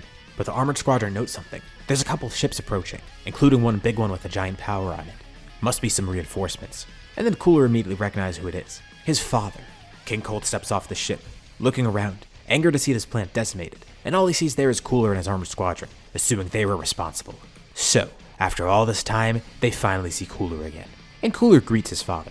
He tells him it's a shame what happened to Frieza. He has no clue what happened. And Cold tells him to not play stupid. He knew Cooler had it out for them forever. But Cooler tells them truly, he doesn't know what happened. He was about to kill Frieza himself, but doesn't know who did it. But he thanks King Cold for getting here so quick. Now, he could fight him. He can kill King Cold and finish the job. An aura surrounds him, as well as one surrounding King Cold too. Cooler tells his father it's about time that he took the throne. But something does remain on his mind. He wonders who killed Frieza. Especially because they stole the kill from him. He would have loved to do that. They might not even be big threats to him, considering he is stronger than his brother after all. And his brother always did like to suppress his power, which could have been his downfall. But he'll deal with that later. Right now, there's another battle that needs to start. Cooler stares down his estranged father, as the two prepare for battle. King Cold tells Cooler to come at him with everything he's got. After all this time, he could finally get rid of that thorn in his side. And a battle begins between the two. Back on Yardrat, Bardock and his family could actually sense this. It seems like Cooler's there and he's fighting someone. That must be King Cold. But something weird happens during the battle. They sense Cooler's powers start to rise, significantly even. It's terrifying because there was no way they could defeat him before, but he has more power than that too? Back on that planet, Cooler begins powering up against King Cold. Cooler proclaims that no one will stand in his way. Not his father, not Frieza, no one. He actually planned on using this power against his brother, but using it to kill King Cold will still be pretty pleasing for him. King Cold watches on confused as Cooler begins morphing into something else. He grows in size, musculature, the structure of his face and body change completely. The ground below them cracks and explodes. Every soldier with King Cold is knocked away by the sheer power of this transformation. And King Cold is stunned with fear. Cooler has this kind of power locked away? This is even more than Frieza. Cooler's transformation finishes, as he probably lets his father know that he has one more form above Frieza's. This is his true maximum power. On Yardrat, everyone's frozen with fear. Cooler's not even near them. They're just simply sensing his power from that far away. And he's already having that effect on them. They have no hope against him. His power is just unfathomable. And within an instant, King Cold's power disappears too. Cooler killed him, seemingly with ease too. That terrifying power that they just sensed, it disappears as quickly as it showed up. That's all he needed. Just a few seconds. That was enough to defeat King Cold. It probably would have been the same for Frieza. And Bardock then sees a flash of something. A vision. It's very abrupt, lasting only a few seconds. But it terrifies him to his core. That small vision alone is enough to make him fall to the ground, catching himself, breathing heavily as he's kneeling there. He tries to describe what he saw. It was Cooler. It was that final form of his. Whatever power he had, that's what he just saw. And the worst part is, the fact that he saw that vision means that he probably will see this in the future too. They already saw the first one of Cooler, and now they see this one. And from what Bardock can tell, in both of those visions, it looked like he was on Yardrat. Now, they have no clue of when Cooler will arrive, but they know that he probably will arrive eventually. Vegeta says just like they thought. Those tricks that those Saiyans have, they won't work. He still can't really sense power that well, but from what they're saying, this guy's stronger than Frieza, leaps and bounds beyond that. And King Cold as well. None of them stand a chance. Kakarot wonders if the same strategy will work, but it probably won't. Cooler is stronger than Frieza, and he's probably a lot faster than him too, and he has a strong squad with him. Hitting him with Force Spirit Fission is actually going to be pretty tough. With Frieza, it was easy. He was in his first form. He was off guard. And the soldiers with him weren't particularly strong. If the Ginyu Force was there with him, that would have been a different story. And that's pretty much what's going to happen with Cooler. They're fighting a stronger foe, one that they're not going to hit with a surprise attack, and one who's actually going to have some reinforcements with him. He will be on guard. And Kakarot says there's only one thing they can do. They just need to get stronger, with pure strength, not just with spirit control and whatnot. Maybe having Vegeta and Nappa here is going to be a really good thing. They could be a wealth of knowledge for how Saiyans grow. Vegeta chuckles. That's exactly what he was thinking. Maybe he could warm up to this Kakarot guy, even though he gave off a bad impression before. And you know what? Bardock's fine with this too. He prefers to fight like an actual Saiyan anyways. He wanted a chance to defeat Frieza with his own strength, and this is his chance to actually do so, even if it is with a different person. They need to find out what it takes to become a Super Saiyan. That's what Vegeta has in mind. He obviously still has no clue what a Super Saiyan is, but he says a Saiyan that can surpass his limits and become that strong, he can become a Super Saiyan, being able to defeat Cooler with no problem. It's a legend that Bardock knows about, but he never really put much emphasis on it. He's had his own awakenings before too. He knows Saiyans can grow quickly in battle, like his battle with the Heeters from before. That power boost was significant, but still far too small for something like this. But he wonders if that's something like Super Saiyan maybe. Maybe it could be drawn out through willpower, rage, something like that. He has no clue though. And they still don't know what Super Saiyan is. Is it just an evolution of their base power? Is it transformation? There's only one way to find out. Train for it. Train for whatever they can. Grow stronger. And that training starts immediately. Vegeta thinks that he'll be the first to be a Super Saiyan. He is an elite after all. Maybe Nappa could do it as well. He doesn't know about these others. They are strong, especially by low class standards, but he wonders if it's something exclusive to someone like him, an elite prince. But some of the others, especially that Kakarot guy, something about him, well, it makes Vegeta think that he's stronger than he lets on. And his sister, she seems to be the same way. We have a passage of time. Over a year goes by. Cooler's conquest continues, as he takes over more planets, expanding his empire greatly, taking whatever was left of the Frieza Force for himself. He still has no clue who killed Frieza, but it's not really a concern to him. Frieza was weak anyways, and he was probably off guard. Look at how easily he killed King Cole. If it's someone that's even just comparable to Frieza, that's still not really going to be a challenge for him. However, one thing sticks in his mind. He wonders where Vegeta and Nappa went. They got to that planet before him, and then they were not there. Maybe they killed Frieza themselves, but how and why? That wouldn't make sense. Why would they lead Cooler there if they were just going to kill Frieza themselves? And why did they seem so weak in the first place? He was having an easy time fighting them. Actually, it wasn't even him, it was his armored squadron. So it wouldn't make sense that they could defeat Frieza. And how do they leave so quickly and unnoticed? Something doesn't add up here. They still don't seem like a threat to him, but he feels like maybe there's someone out there. Allies to those two Saiyans that he doesn't know about. And as he thinks about it, he remembers too, his brother is way weaker than him after all. Not to mention, it seems like the attack that happened, it was pretty quickly. It happened within a small time frame, and they could tell because the armored squadron detected it on their scouters. Someone must have just blitzed Frieza while he was in his first form off guard. But it couldn't have been those two Saiyans. They were too weak to do so, even if they did catch him off guard. But then he remembers, back a long time ago, when Planet Vegeta was destroyed, he was watching. And he remembers seeing space pods leave there. How could he forget? That's gotta be it. There's more Saiyans out there. He should have killed them while he had the chance. But maybe it's not that big of a deal. Maybe he could just kill them now. Even if they were able to kill Frieza, again, he was off guard. They had a quick sneak attack, which is pretty smart. It's not gonna work against him though. Over this time period too, Vegeta's able to point out where more Frieza bases are. It is really tough to get them because they need to sense some sort of energy there, but at one point they do find some soldiers in the Frieza Force in space, or now I guess they're part of the Cooler Force. A few of them teleport out, using those soldiers as a beacon. Then looting their resources. The most important thing that they need is healing pods. Vegeta suggests that this could really help their training, and they're able to bring it back to Yardrat. Now they have some for everybody here, which is a good way for them to grow stronger because now they can train more intensely and exploit Zenkais. Only to a certain extent at least. Vegeta and Nappa don't learn any of the tricks here on Yardrat. In their eyes, it doesn't suit them right now. They are more focused on just raw strength and getting Super Saiyan, as well as coming up with a good strategy to defeat Cooler. Raditz is the only one who really gets more adept with it because he was kind of behind before and he was already learning it. The others are already very proficient with spirit control, while Vegeta and Nappa have no desire to learn it. Vegeta still can't believe they were able to defeat Frieza, but one thing's for certain, he'll defeat Cooler. But he still doesn't truly recognize the extent of Cooler's power. He wasn't able to sense it before, even if he's proficient at sensing ki now. After this passage of time, a ship then arrives on Yardrat one day. Just as they expected, Cooler found them. They didn't know when he was going to show up, but he finally has. That anxiety that Bardock's felt this entire time, it's now over. He has his answer. He doesn't know how well prepared they are, but he thinks they are prepared enough at least. They could think of something. They could definitely get ahead somehow. We're also starting to get to a point where power levels don't matter as much in the story, so we'll just switch to normal scaling. Bardock is still the strongest of the group, with Kakarot not too far behind, and Ruda on equal footing with Kakarot. Then there's a gap between that, with Raditz and Gine being equal, and a small gap with Vegeta being behind that, with Nappa being the weakest who has a decent gap between him and Vegeta. But Vegeta will pull ahead. As the ship lands, Cooler doesn't even step out first. 3 soldiers step out, the armored squadron. Vegeta simply sticks a hand out, eliminating all of them with one blast. A while ago, those 3 might have concerned him, but those clowns aren't a threat to him right now. And then Cooler slowly steps up the ship.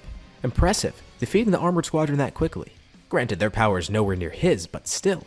These Saiyans might be a little bit tougher than he expected, and just as he thought, there are Saiyans here. And he looks around at the group seeing them.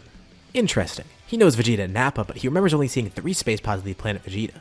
He has no clue where Raditz and Ruda came from, but judging by Raditz's armor, he was part of the Frieza Force not too long ago. But it seems one of the Saiyans here is unaccounted for. Not too surprising, honestly. He had no clue about the Saiyans for this long, and it seems like there's one big happy family with Bardock, with them having a new kid too. But he's glad that all the Saiyans are together in one place. That way he can eliminate them all pretty quickly. This will be the end of the line for the Saiyans. A fight ensues as all the Saiyans team up against Cooler. And just as he expected, they're pretty strong and quick. Cooler knows that Frieza was defeated quickly, but still doesn't know how. But if this was the strength he was up against, that kind of explains it. A group attack out of nowhere, that definitely will do it for him. And Cooler's actually having a tough time defending against all of them. With so many fighting him at once, and with all of them actually being a lot stronger than before, this is going to be a bit tough. Cooler fights and moves so quickly that it's hard to get a good hit in, and when they do, it doesn't do too much damage. Collectively, they're overpowering him, but individually, no one can really overpower him at this state. Although Bardock, Kakarot, and Ruda are the closest, but still not close enough to Cooler's power. Force Spirit Fission won't be easy, but that's fine. They could just collectively overpower him, and as long as they kill him before he transforms, that's good enough. Bardock is still worried though. He did see the transformation, but he knows that he can change the future. He's gonna do that here. But Cooler suddenly stops fighting, and jumps back. Honestly, he has to commend their strength. He didn't expect Saiyans to be that powerful, although it's no wonder that they were able to defeat Frieza. He tells them that he's not done, and Bardock immediately knows what that means. He tries to launch a blast at Cooler, but it's already too late. He starts powering up, and the attack does nothing to him. He taunts Bardock. Stop being so impatient. He'll get to see the transformation soon enough. He's already that scared? Cooler's not even finished yet. The ground cracks below him. Fiery plumes of lava shoot out from below. The entire planet's shaking. Paibara is far away with the other Yardratians. Some of the warriors did want to jump in and try and help, but they knew they wouldn't be of any help here. Paibara just hopes that the planet will be okay. But he has hope in the Saiyans. A powerful glow surrounds Cooler as he then morphs, turning into a monster more terrifying than he already was. He smirks, once again taunting the Saiyans. A mask then covers his face as he's ready to attack. His first target is Bardock, the one who attacked him while he was transforming. He's the strongest in the group, and he disrespected Cooler by doing that. He won't let that slide that easily. Bardock assumes a battle stance, but before he can even do anything, Cooler immediately moves in front of him. Bardock can't even react in time. He instantly feels all the wind knock out of him as Cooler punches him right in the gut. There's a massive shockwave resulting from it, and Bardock is almost sent flying, until Cooler vanishes behind him, stopping him in his tracks as he spins around, whipping Bardock with his tail, sending him careening into the dirt nearby. Cooler then drops from the sky, stomping on Bardock. He lifts him up by his hair and then sticks out a hand in front of him, blasting Bardock far away. It all happens so quick that no one else could even react in time.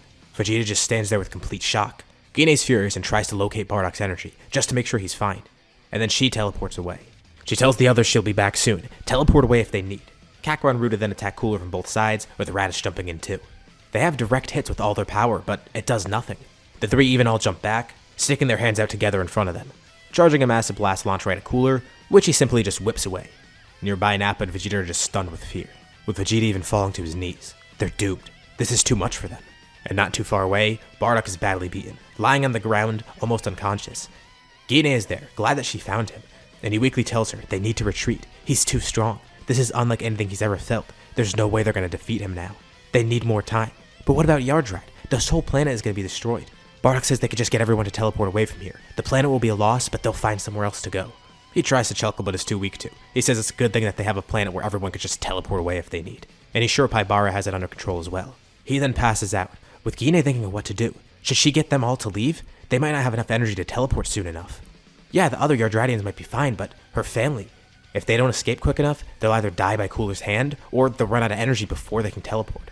Back on the battlefield, Cooler knocks Ruda and Kakarot aside, with Raditz barely able to teleport away and dodge. And he's quick with instant transmission now, trying to use that to trip Cooler up. He keeps teleporting around, acting as a distraction. But finally at one point, Cooler's able to predict where he teleports to, grabbing him as soon as he gets there, and shoving Raditz to the ground. That technique's a bit annoying. Why not fight like a real warrior instead of a coward? Under Cooler's foot, Raditz is barely able to teleport away, vanishing to where Gine and Bardock are. He needs to recoup for a bit. That was so much damage, and Cooler barely even attacked him. But Cooler turns over to where Vegeta and Nappa are. He loves that look of terror on their faces. He could just tell.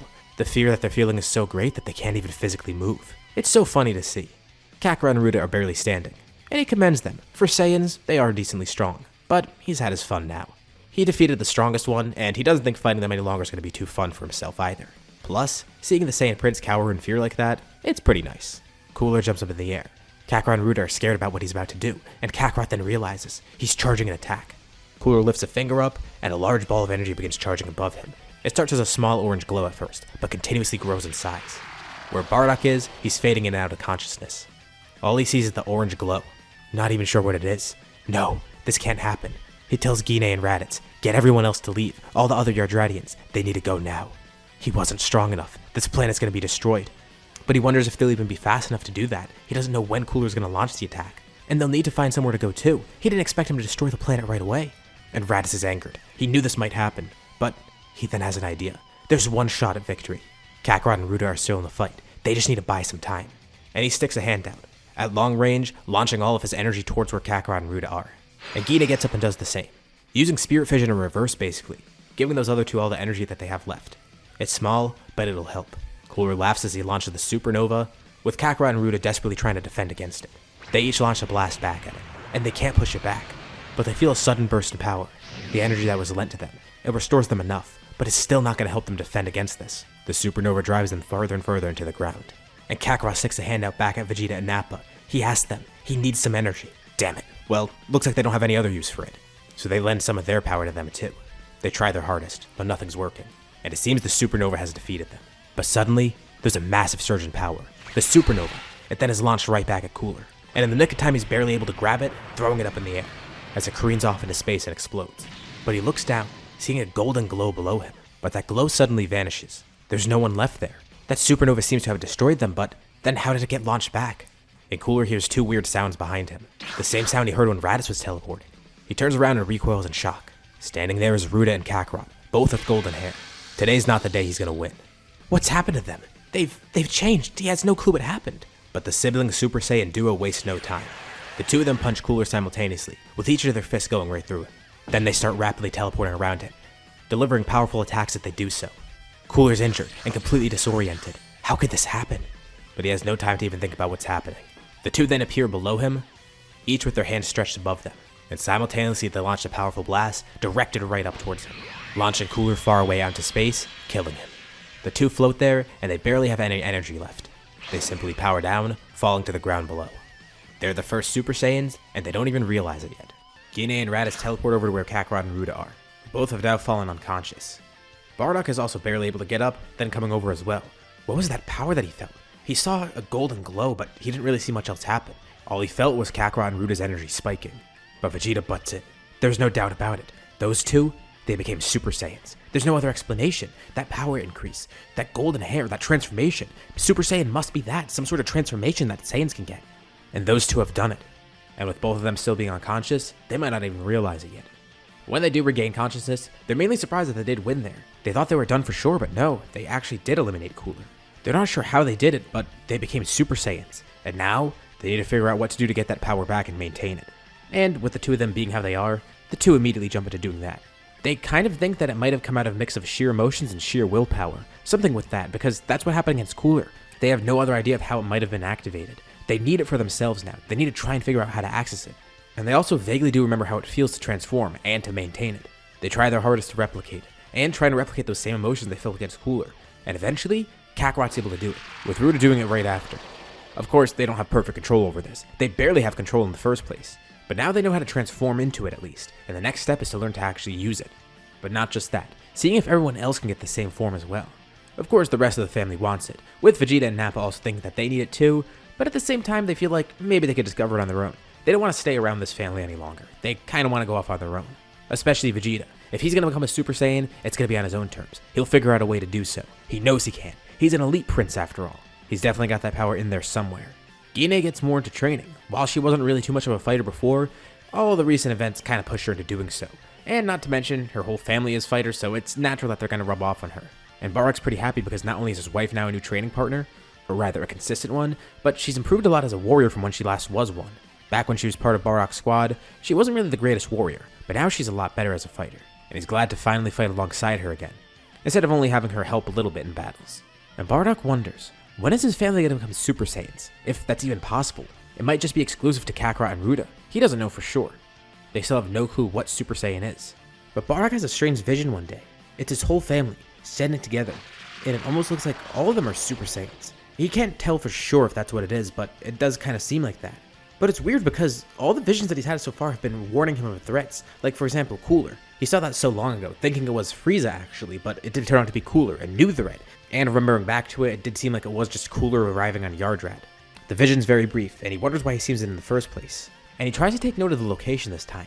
He can't really tell where it is, but it's definitely not Yardrat. That's kind of strange. All the clues he has is that they can access that power, and they eventually will be able to, and it's gonna be on some other planet maybe. He just hopes they're not fighting some sort of terrifying opponent, at least one that's gonna bring about their death.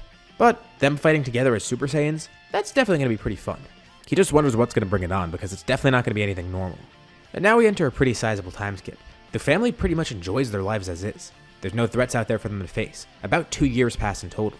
Frieza's army is gone. Cooler's dead. King Cold's dead. So there's nothing left to worry about with that army. Vegeta and Nappa are out there, but as far as this family's concerned, they're allies now.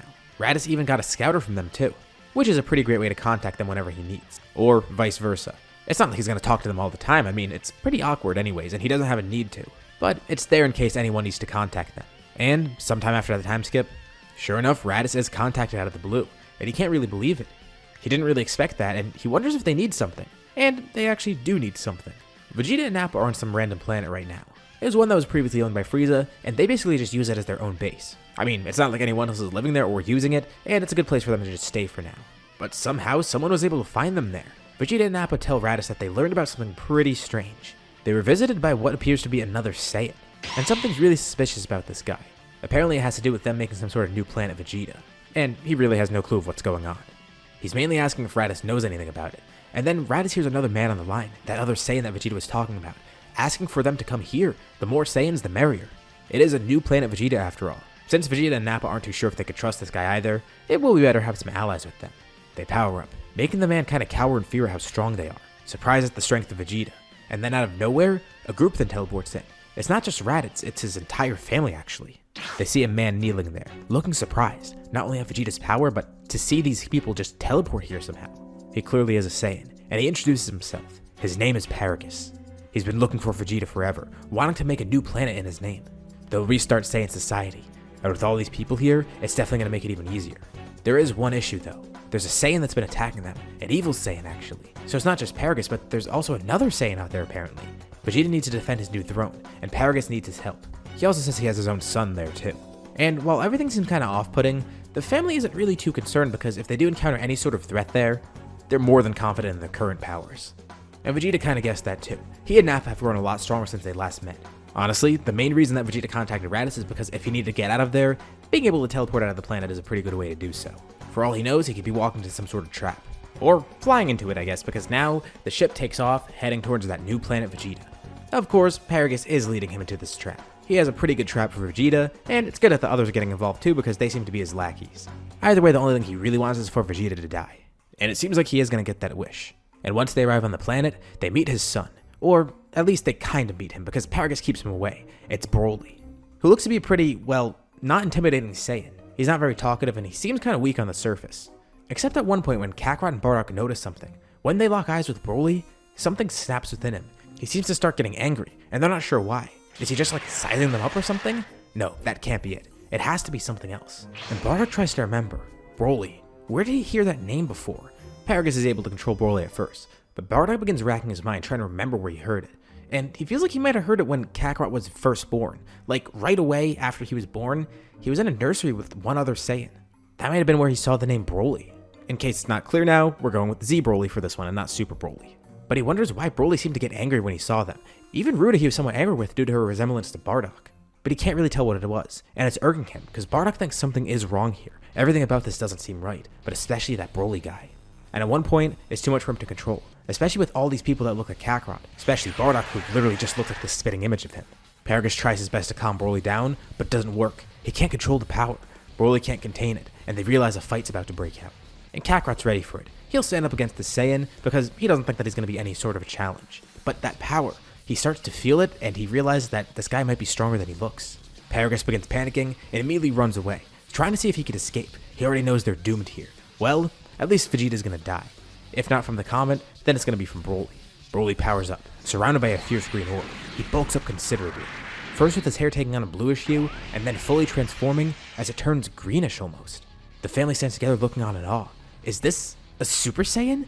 This can't be, this doesn't look like it. And for a moment, Vegeta freezes, but he knows that this time he can't freeze again like he did against Cooler. And he simply just mutters out the words, Legendary Super Saiyan. That's what this guy is. He's no normal Super Saiyan. Well, normal relative to what a Super Saiyan is. And by now, everyone knows. Vegeta is then surrounded by his own fiery orb, transforming into a Super Saiyan himself, with Nappa also following suit. Raditz chuckles at the sight of this. So, they did access it after all. Well, it's only more proof that this guy's a freak because their Super Saiyan looks exactly like Kakarot and Ruda's, as well as the form Raditz, Gine, and Bardock have. Bardock's entire family powering up, showing off the same exact form. Kakarot and Ruda aren't the only Super Saiyans anymore, and even though this guy seems insanely powerful, with them banding together, they should be able to defeat him. Kakarot tells Vegeta they'll deal with this guy, and he asks him to go get Paragus. But Vegeta turns to Nappa, then commanding him to go off and find Paragus. Vegeta's not going to abandon this fight. He can't be embarrassed like he was against Cooler. And Nappa just follows Vegeta's orders, going after him. Bardock laughs himself too, not surprised that they have it as well. As Nappa rushes off, aiming to kill Paragus pretty quickly. He kinda knows that he's gonna be outmatched here, but at least he can get rid of that one guy for trying to trap them here. A nice little piece of vengeance for that disrespect. Broly wastes no time too. Once he's fully powered up, the onslaught begins. He shows off the power of a true legendary Super Saiyan, with his power growing as he fights. It doesn't stop. And at first it seems like the group is able to fend him off, but no, he's growing stronger. And Bardock thinks this makes no sense. He's supposed to be some incredibly powerful Super Saiyan, but how's he facing 6 of them at once? But Vegeta notes something interesting. He seems volatile. By now, everyone has a decent grasp on Super Saiyan. It's not like it's mastered and they have grade 4, but they have a really good grasp on it and can control it at least. And they've powered it up significantly. But it seems like Broly's not the same way. His Super Saiyan continues powering up, and he's almost like a ticking time bomb. Vegeta thinks that this form might be different. From what he knows about the legendary Super Saiyan, his power is bottomless. And that might bring on Broly's own demise. They just need to hold out against him for now. They might not be able to defeat him with their sheer power alone, but that's easier said than done, because Broly's attacks are just way too much to handle. Nappa eventually does find Paragus, killing him, and stopping him from escaping the planet, as he also finds the spaceship there. But he looks up in the sky and notices something strange. There's something rapidly approaching them. He saw it in the sky before, thinking it must have been some sort of faraway moon or something, but it's grown larger. There's a comet approaching the planet, it looks like. Before it was too small to notice, and now everyone's too preoccupied with Broly, but Nappa could see it clearly. With every second that passes, it grows larger and larger in the sky. He needs to let them know. Nappa flies over to the battle, seeing everyone pretty badly beaten up by Broly, and he lets them in on the news. They need to get off this planet. Can't those other guys just teleport away? Well, they can, but they kinda need an opening to do so. They know where to look for Yardrat, but they just need some sort of time to focus on it. Broly is far too distracting, not just with him attacking them, but his power is just so high that they can't really sense anything else out there. This is worse than they thought. They're gonna have to find some sort of way to get away from him, or a way to defeat him.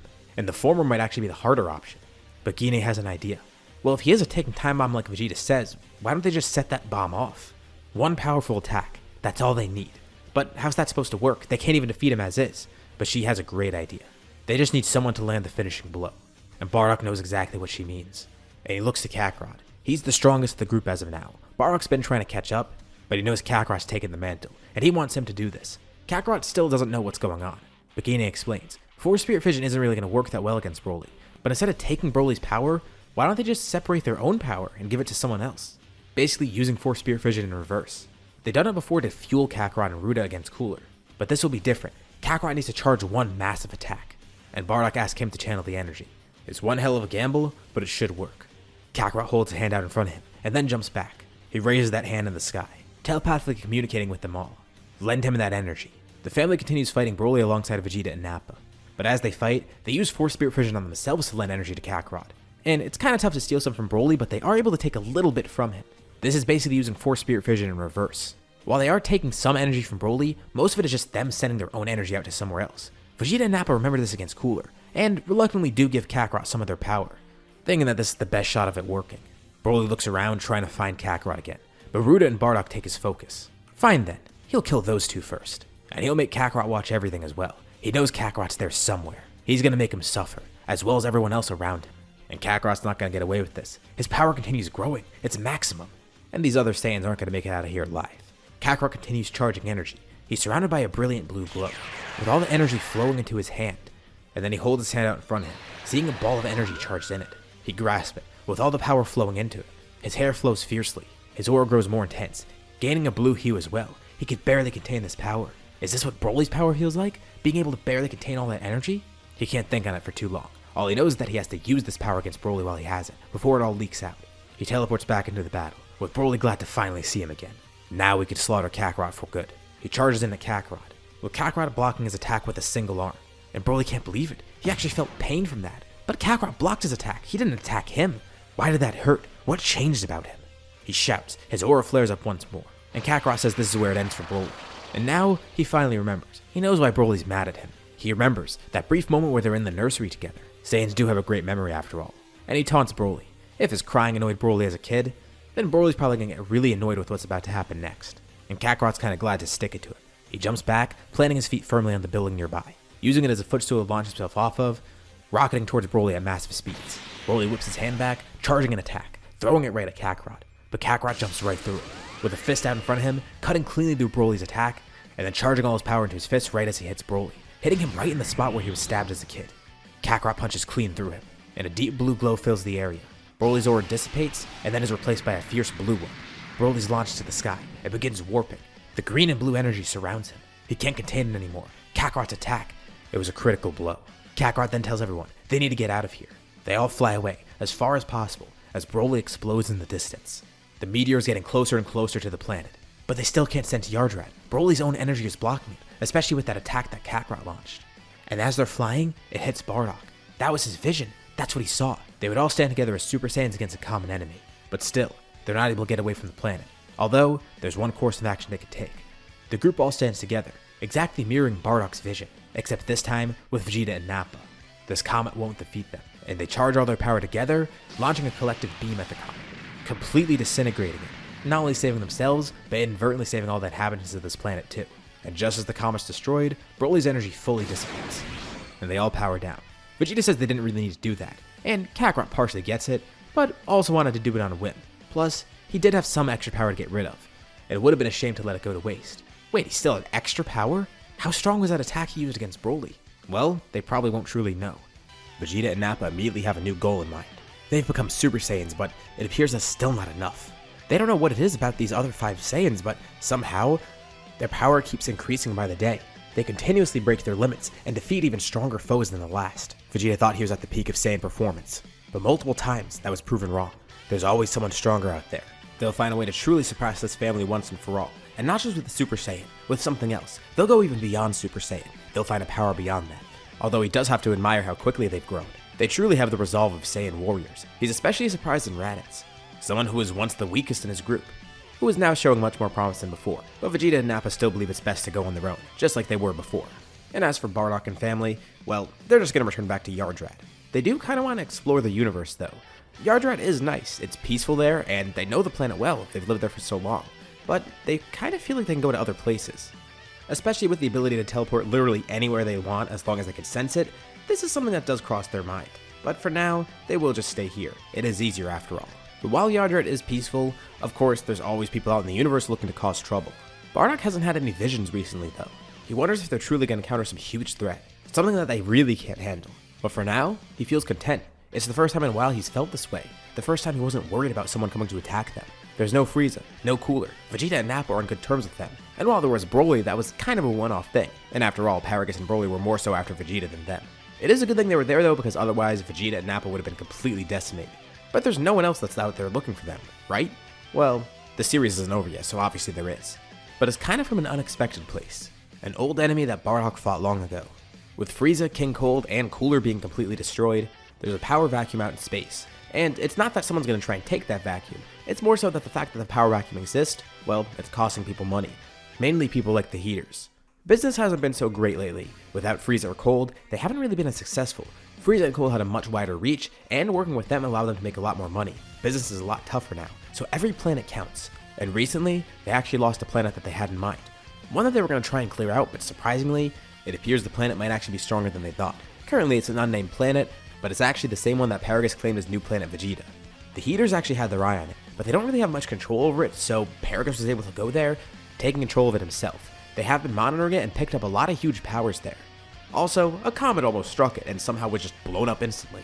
But they did find something interesting. There was a ship that left new planet Vegeta, going to some other random planet that they don't know about. And this is where their info gets spotty, but some ship went from that planet before to a planet called Yardrat. They have been monitoring pretty much every ship in the area for a while, especially because this one used to belong to the Frieza Force. This is actually Vegeta and Nappa's ship, and they've tracked every movement for the past few years, thinking that some remain of the Frieza Force. But even though it wasn't at Yardrat recently, they do keep that in mind that it was there at one point. They also know that at some points, the Ginyu Force and Cooler went to Yardrat. They've heard a rumor of other Saiyans existing, one particularly being called the legendary Super Saiyan, and they think the legendary Super Saiyan was the one that was on that planet, trying to defend it from that meteor. But he's an issue. With him in the way, they're not going to be able to take over the planet, and it does seem pretty valuable. The materials there can make it so the planet sells for a pretty penny, but it seems it's going to be tough. They don't actually know that there's multiple Saiyans out there that are Super Saiyans. All they know is that there's one that's potentially called the legendary Super Saiyan, and they assume that Kakarot's that person, that huge power that they detected right before the meteor was destroyed. They actually detected a few huge powers, specifically Broly and Kakarot, as well as the other Super Saiyans. But maybe this is an opportunity. The legendary Super Saiyan is taking business from them, but maybe there's a good way to eliminate him while also getting rid of another problem that they have, Granolah.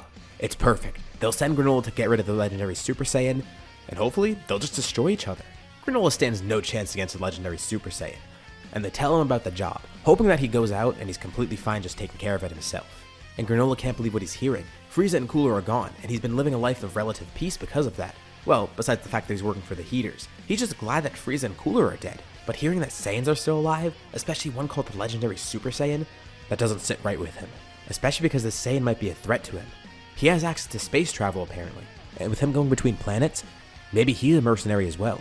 He's apparently on some planet called Yardrat now, but Granolah's gonna need more power to fight him. He might be walking into certain death by going just now, but thankfully, he has the perfect tool to help him. He has Planet Cereal's Dragon Balls.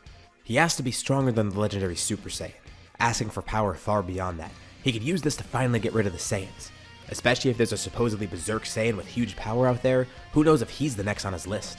Granolah needs to be really sure that he's safe, and actually, he could use this power to get rid of the Heeters as well.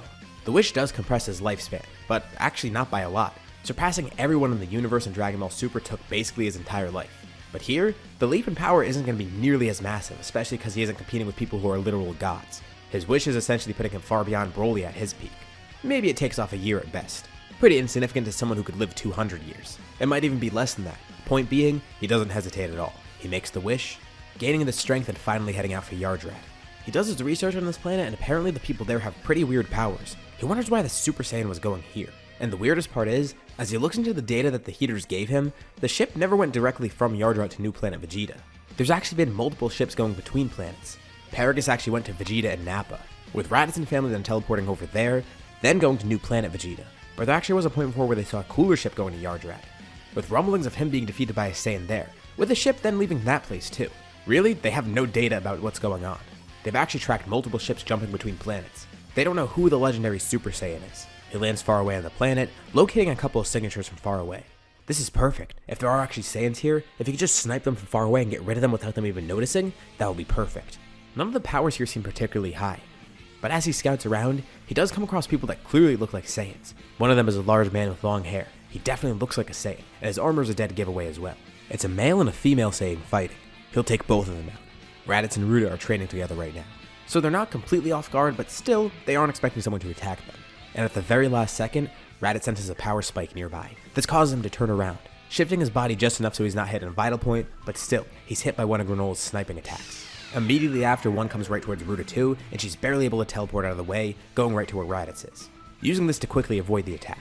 The two look around, and once they realize that they're being sniped by someone, they decide to take shelter somewhere. Granolah has both hands pointed out, and he's about to simultaneously land a fatal blow on both of them, but the two just disappear. The second he fired the shot, they teleported away, and this allowed Ruda to figure out where the shot was coming from. So there's two Saiyans here. That could be a problem. But he knows of just one legendary Super Saiyan, so maybe it's not that bad. Besides, his wish should help him. He did have to keep his power low, but if he were using his full power, one shot would have eliminated both of them at once without giving them even a chance to dodge it. But how are they moving that quickly? It's almost like they were teleporting. And immediately after, 3 other people teleport in, and they're different Saiyans. It's Gine, Bardock, and Kakarot. They're then surrounded by a golden aura, powering up into Super Saiyan. The shot was enough to injure Raditz in his base and almost kill him if it hit anywhere else, so they're not playing around here. Granolah's still far away, but he's changed his position, and the first Saiyan in his sights is the one with the bandana, Bardock. He doesn't even realize it's the same person that he met so many years ago. He can't really remember it, and for a second he does hesitate, but seeing that Saiyan's face, some Saiyan with a scar on his face, it makes him take a second before he shoots, but he brushes off the weird feeling. Granolah then jumps around rapidly, launching a flurry of ki blasts down at them. They're not powerful ki blasts, they're meant to be a distraction. It emits the flurry of blast. There's one precise one once right at Bardock, hitting him at a vital point in his chest, instantly knocking him unconscious. Granolah then jumps high up in the air, charging a massive blast aimed at Gine and Kakarot. And right as he's about to fire it, he senses their power increase. That wasn't their full strength. They all could transform, but they can't all be the legendary Super Saiyan, so what is that power that they're using? and right as he's about to fire his blast, someone teleports right in front of him, kicking him right in the chin. The blast fires up in the sky, exploding. He looks down, seeing Ruda in front of him. That same Saiyan from before. She says she hopes Granolah didn't forget about her. And she works as a perfect distraction because at the same time, Gine and Kakarot can teleport in, also attacking Granolah simultaneously. And while Ruda caught him off guard, that's the last time they're going to catch him off guard. Their combined power isn't enough to actually face Granolah. It's been a few months since they faced Broly, but still, you have to consider how powerful Broly was and how powerful the Wish would have made Granolah. They have grown stronger, but individually none of them would stand a chance against him. At least not at their current strength. Collectively though, they might be able to hold this guy off, but who is he? Raditz actually teleported in to retrieve Bardock. And Bardock wakes up not too long after. Damn it, he doesn't want another fight that he's not going to be involved in. Thankfully Raditz seems okay. Raditz might be out of commission for this fight, but Bardock's glad that he's at least fine. And he thanks Raditz for helping him retreat. And it's strange, they were fighting a sniper. It's almost like the sniper knew exactly where to hit them. He knocked Bardock out with one shot. And Raditz says he didn't really get a good look at the guy, but he tells Bardock the sniper was some green-haired guy. He couldn't tell what species the guy was. And in terms of clothing, it wasn't any armor that they've seen before. It's some sort of old-fashioned green outfit. Wait, a green-haired sniper in a green outfit. That rings a bell for Bardock for some reason. And then it hits him. There's no way it could actually be a Cerulean, right? No, it can't be. They were all wiped out after all. But there was one survivor back then, and Raditz asks what he means. He thinks he's heard Vegeta mention that species in passing, but they're gone, right? And Bardock starts to put the pieces together. He can't believe it. He knows exactly who's here. He stands up and almost loses his balance. He's still a little bit dizzy from being hit like that. But it can't be that Cerulean, right? That one that he saved so long ago, Granolah his name was or something. There's no way he could have gotten that much power. And also, why would he be here after them? How did he even find them? Granolah continues fighting Gine, Kakarot, and Ruda. While Granolah's own abilities are impressive, their abilities are just as helpful. To trip Granolah up, they create clones of themselves. This guy clearly is stronger than them individually, but they could beat him with strategy. Granolah says this won't stop him. He came here to destroy the legendary Super Saiyan, and it doesn't matter if there's a few of them, he'll get rid of them all. He focuses, trying to not get phased by all their different strategies. First he locks onto Ruda, and with one single strike, he knocks her completely unconscious. This is going to make things a lot easier. Now it's a 2v1. Kakarot's clearly the stronger of the two. He's going to be an issue, but with Gine there, that still makes it tricky. If he's facing just Kakarot alone, that should be enough. So he aims for Gine next. And of course Kakarot's not going to let it happen that easily. He still wants to know who this guy is and why he's here. But Granolah says there's no point in revealing that. And he's able to land a powerful attack on Kakarot, striking him at a vital point. It isn't enough to knock him out, but he feels the pain from it, catching him briefly off guard, just enough for Granolah to defeat Gine as well. She's the next to fall to the ground. So Granolah counts 5 Saiyans. He doesn't think he's killed all of them. He did hit 2 of them, and he thinks he actually did kill Bardock. He doesn't know how Raditz is holding up, but it shouldn't be too hard to kill him. He says Kakarot's the last thing standing in his way. And he does commend him. Considering they're legendary Super Saiyans or something, they definitely do live up to the name. But unfortunately their power is not enough to match with him. He's glad he could finally get rid of them though. But he does have one thing to thank Kakarot for. He thanks him for getting rid of Frieza and Cooler. That makes his life much easier, but he'll truly be at peace once these Saiyans are gone. Kakarot clutches where he was just hit before. He's not going to go down that easily. Granolah's pointing at him point blank, and Kakarot quickly teleports to his side. But Granolah expected that, swinging his arm quick enough to almost hit Kakarot. But Kakarot then changes size to move out of the way, shrinking. He then quickly grows large, swinging a fist at Granolah. Although, growing in size doesn't increase its power. It just catches Granolah off guard. So that's another one of his abilities too. But it seems like that was his last resort. Kakarot quickly returns to normal size, trying to fight the best he can. He's desperately using all his techniques to try and avoid Granolah's attacks. One strike is enough to kill him, and he's not going to let it happen like that. And Granolah notes something interesting. His power, it's increasing as he fights. He knew the legendary Super Saiyan continued growing stronger with rage, apparently being some berserk nightmare according to the Heeters. So is that what he's about to witness? This Saiyan going berserk? He's not going to give it a chance to happen. But it seems like it's already too late. He's pushed Kakarot to his limit, defeated all his allies. Kakarot's the last one standing. He needs to do something. And Granolah says it's time to finish it. He points 2 fingers out and then swings his arm back as he lunges his finger forward. This strike will kill Kakarot. But something strange happens. There's a burst of power from it. The sheer explosion of Kakarot's ki is enough to almost repel Granolah's fingers as he's flung back from the pressure of it. Kakarot's ki fully explodes as he takes on a slightly different appearance. His hair, it's spiked more fiercely. There's electricity sparking around him. But the most noticeable change is its power. Granolah can sense that it's increased dramatically.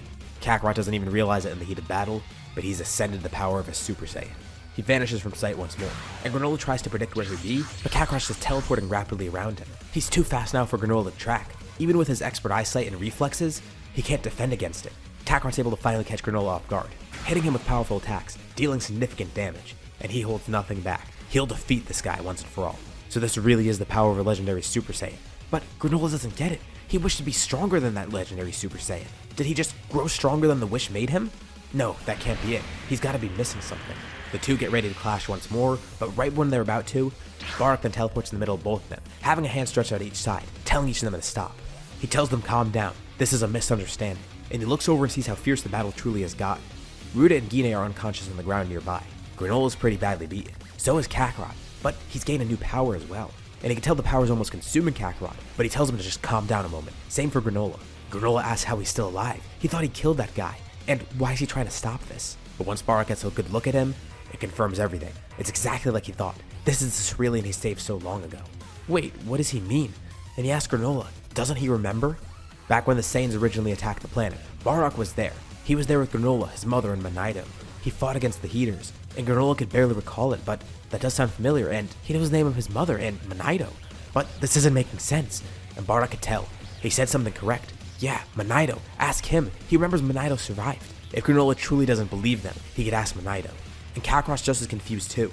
Surprisingly even powering down because Granola's completely out of the fight now. How does Bardock know all of this? And more importantly, did the Heeters know all this too? Did they mislead him? No, it can't be.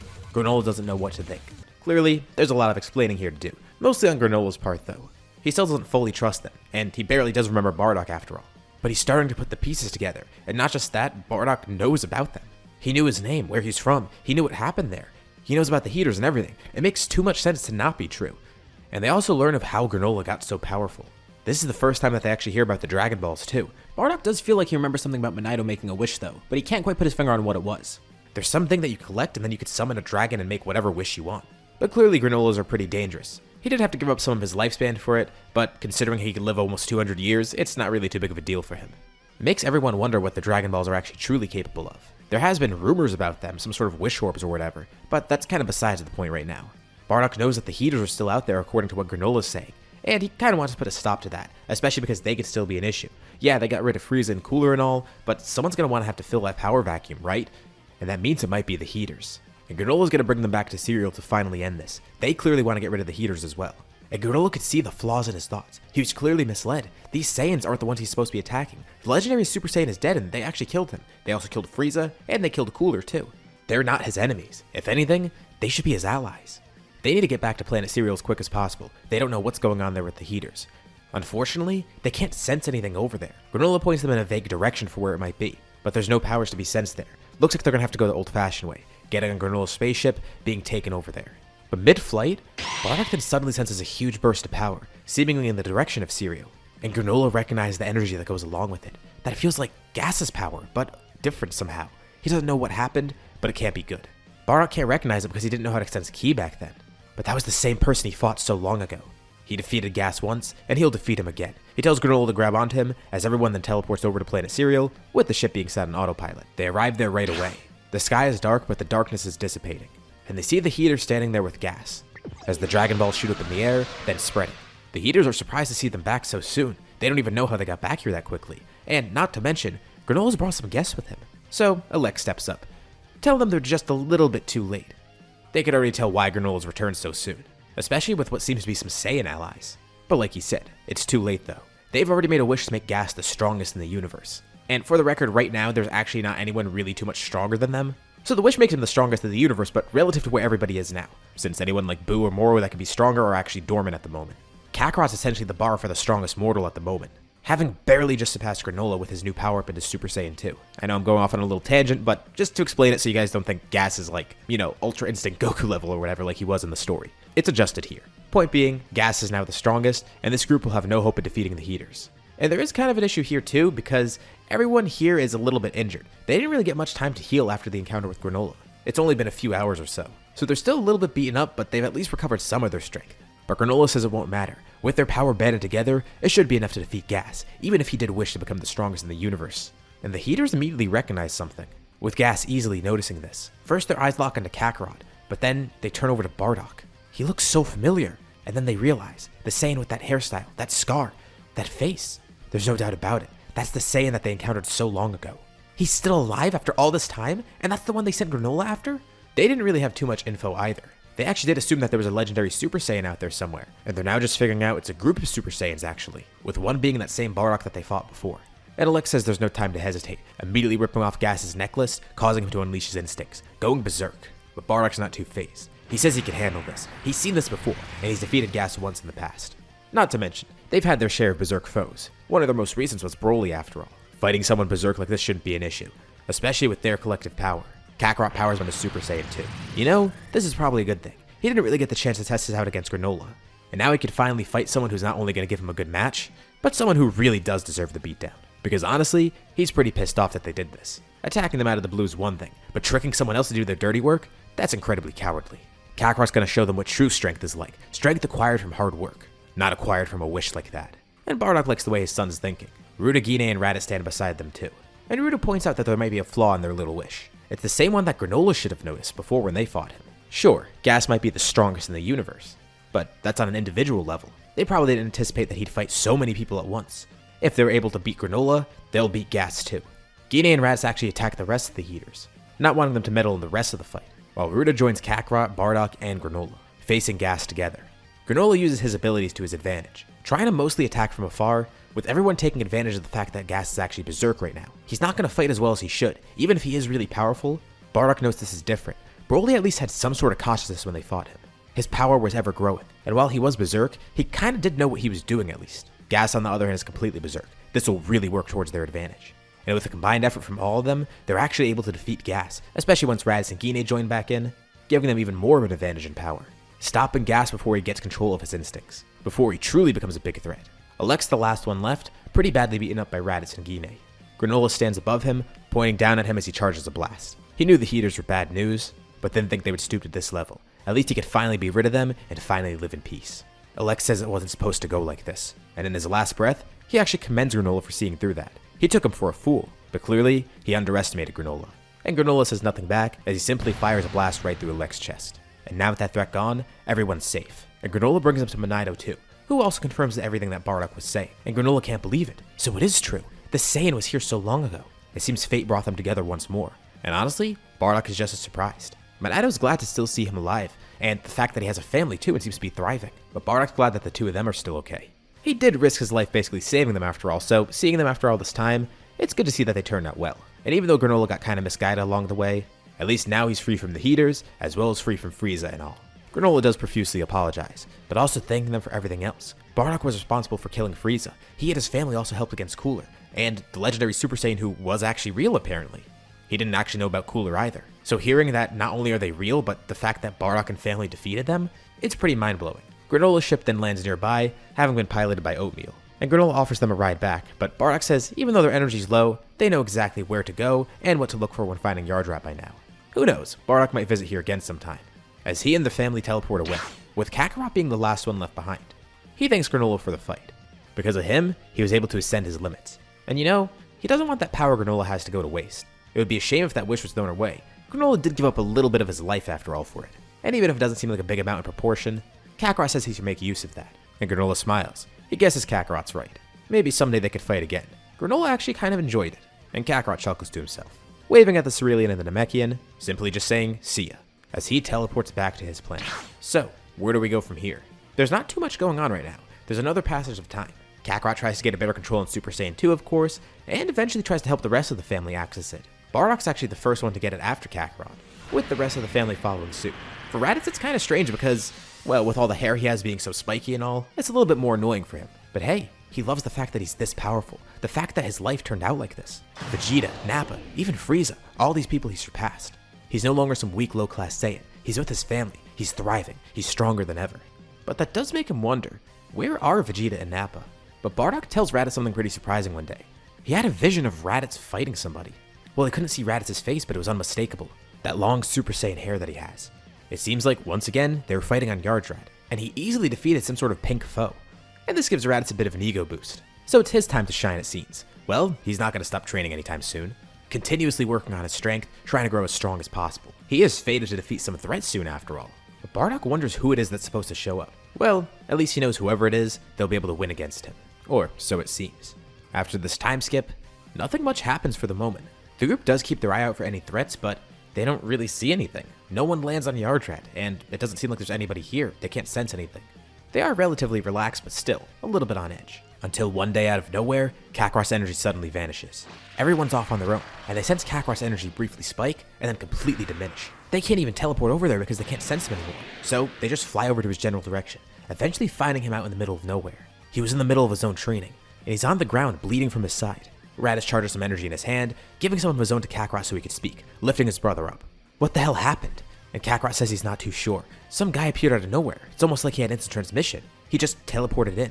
And Kakarot didn't really see his face, but he remembers. He had a very malicious energy. He was wearing blue, and his skin looked to be some sort of pinkish color. He grabbed onto Kakarot and held him, as a smaller cockroach-looking dude tried to stab him with something. And then, all of Kakarot's energy vanished, with those two vanishing as well. A pink-skinned foe. That must be who Raditz is supposed to fight, so he's completely on guard.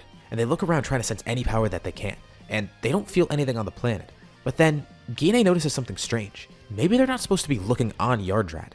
It's very vague, but she senses something that seems to be out in space, and for a split second, she turns towards it, stopping herself and then covering her eyes. It's the last place they would expect to look, literally. It's Yardrat's moon. They don't look directly at it because they don't want to transform right now. Not that they don't have control over their grade 8 forms by now, they definitely do. But they didn't even think to look directly at the moon. But now that they're facing this direction, with their eyes covered of course, they can sense that the energy is coming right from there. Someone's on Yardrat's moon. Okay, that's an issue because first of all, if their enemy descends from up there, they can't look directly at them. Unless they want to become a giant target and turn into grade apes. But not just that, it's not like they could teleport there either because how are they supposed to breathe on the moon? They're confused because why was Kakarot's energy stolen and how?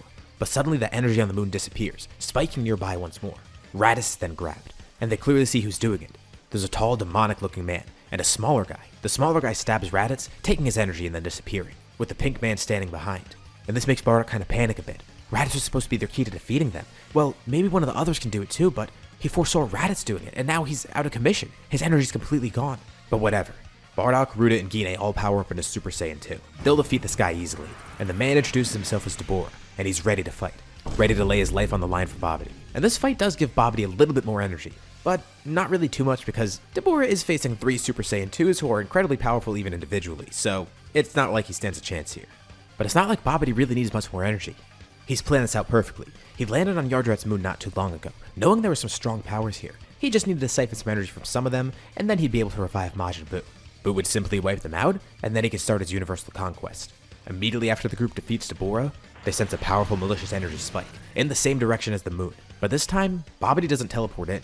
They sense someone descending from above. They do feel Babidi's energy, but also someone else, that same strong energy they felt from before. The ground shakes as he lands, with Majin Buu standing there triumphantly, holding Babidi on his shoulder.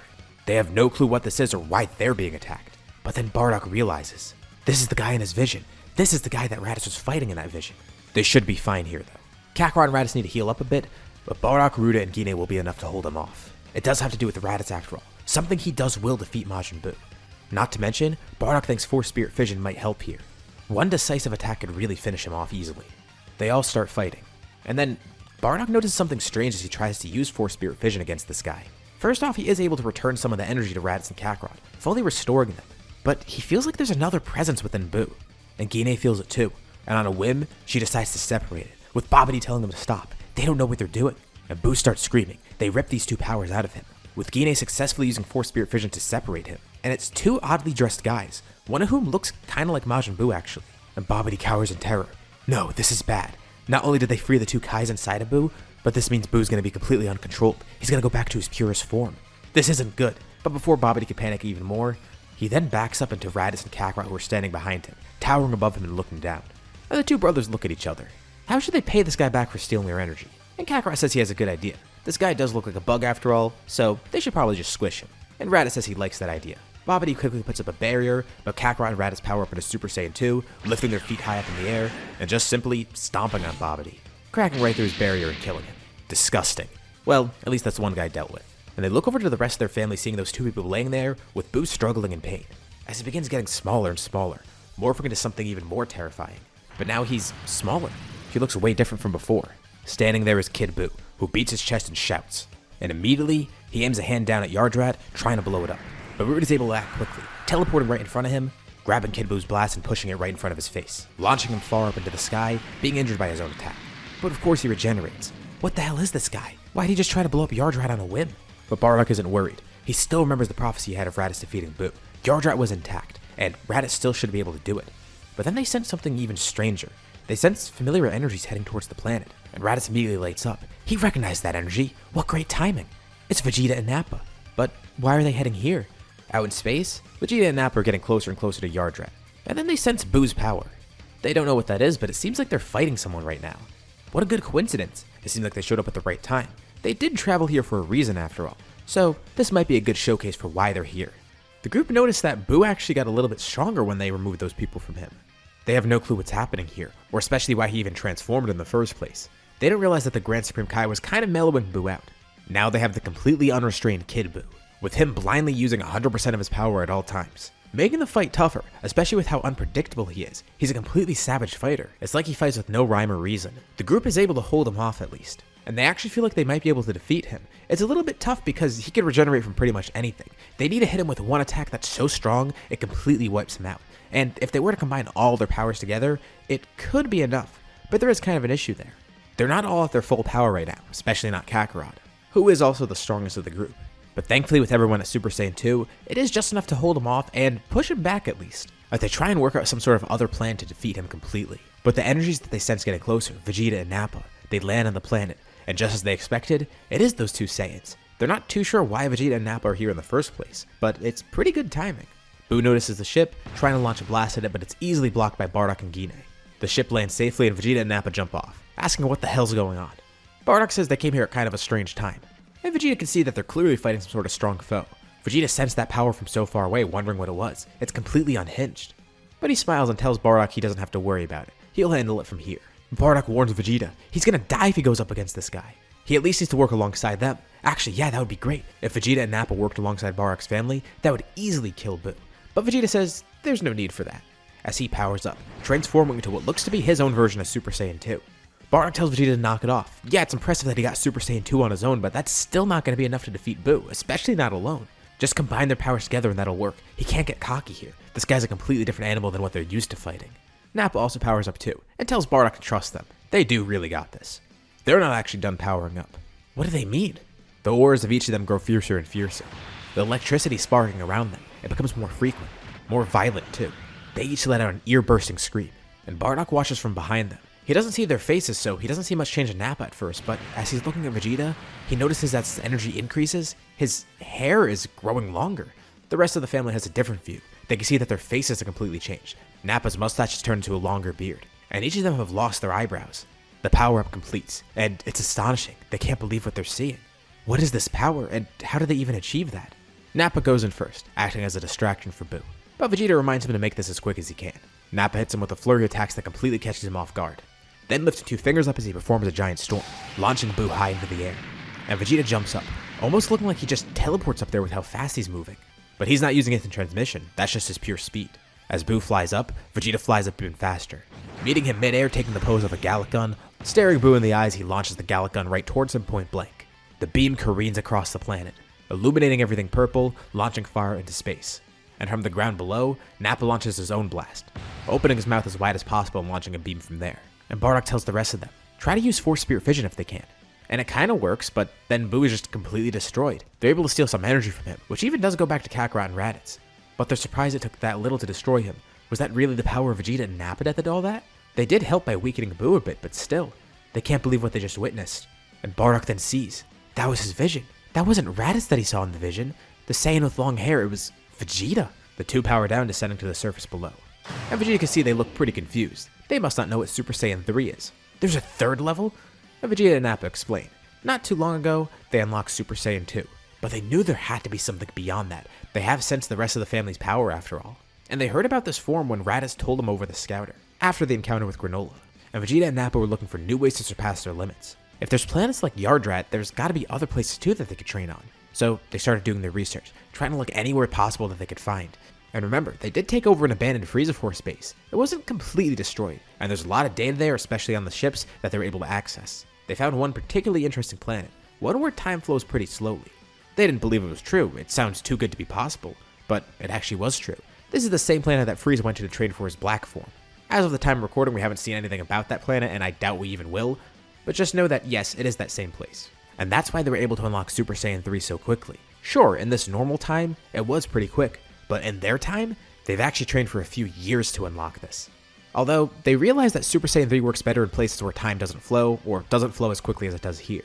Goku actually explained this is how it worked in the main story, and Vegeta and Nappa came to realize that pretty quickly, which is exactly why they wanted to finish this fight so fast. Because they knew in a place with a normal passage of time, like Yardrat for example, the form wasn't going to last as long. But more importantly, this shows that they're on top again. They've surpassed the others in pure strength, unlocking this brand new power that they don't even know about. They actually came here for the sole purpose of showing them this power, and having Buu here to display it against was a perfect opportunity. And amidst their explanation, they hear other voices butt in. Those two people that they ripped out of Buu wake up, and everyone's on guard, thinking that they might be enemies. But one of them says his name. He's the Grand Supreme Kai. They're not too sure of who these two are, but they begin explaining. They've been unconscious for millennia, having been trapped inside of Buu so long ago. They can't believe it's actually over, and it seems like they're way too far away from where they originally came from, the Sacred World of Kais. They actually can't believe that they were able to be separated from Buu. But Bardock explains Force Spirit Fission's able to do that. Even with people that have been long fused away, it seems like he's able to rip them apart. And then out of nowhere, two other people teleport in that also look similar to these other two Kais, and their jaws immediately drop. Are they really seeing what they think they're seeing? These two introduce themselves, Shin and Kibito, the current Supreme Kai and his attendant.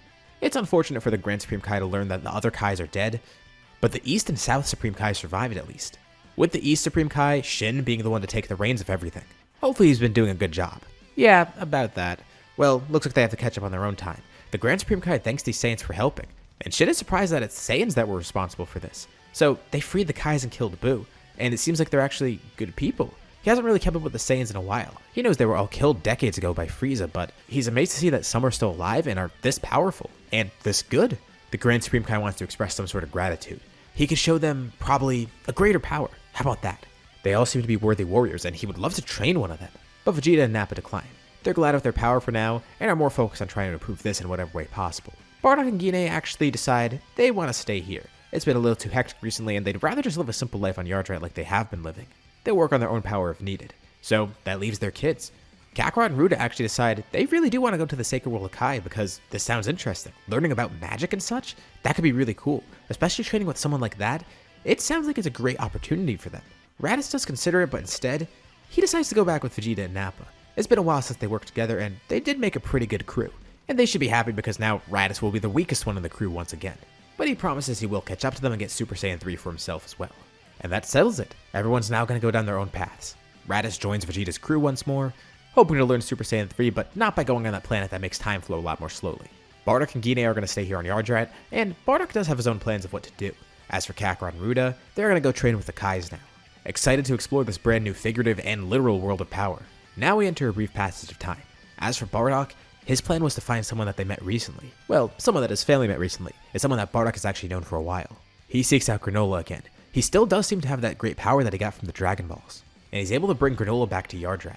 He remembers back to the wish that Manito seemingly made when he was back on Planet Cereal. The one about his kids thriving or something. He doesn't exactly remember what it was, but he guesses it makes sense that Granolah was able to wish for something that great as well. But Granolah is excited to grow stronger. He wants to make use of this power, and especially make it up to everyone else. He did promise Kakarot a good fight after all, so he wants to grow stronger for that. And strangely enough, he starts training here on Yardrat, wanting to learn all these new abilities, and becoming Bardock's student in a way, which is a weird turn of events that he didn't really expect. Bardock saved him so long ago as a kid, and now Bardock's training him.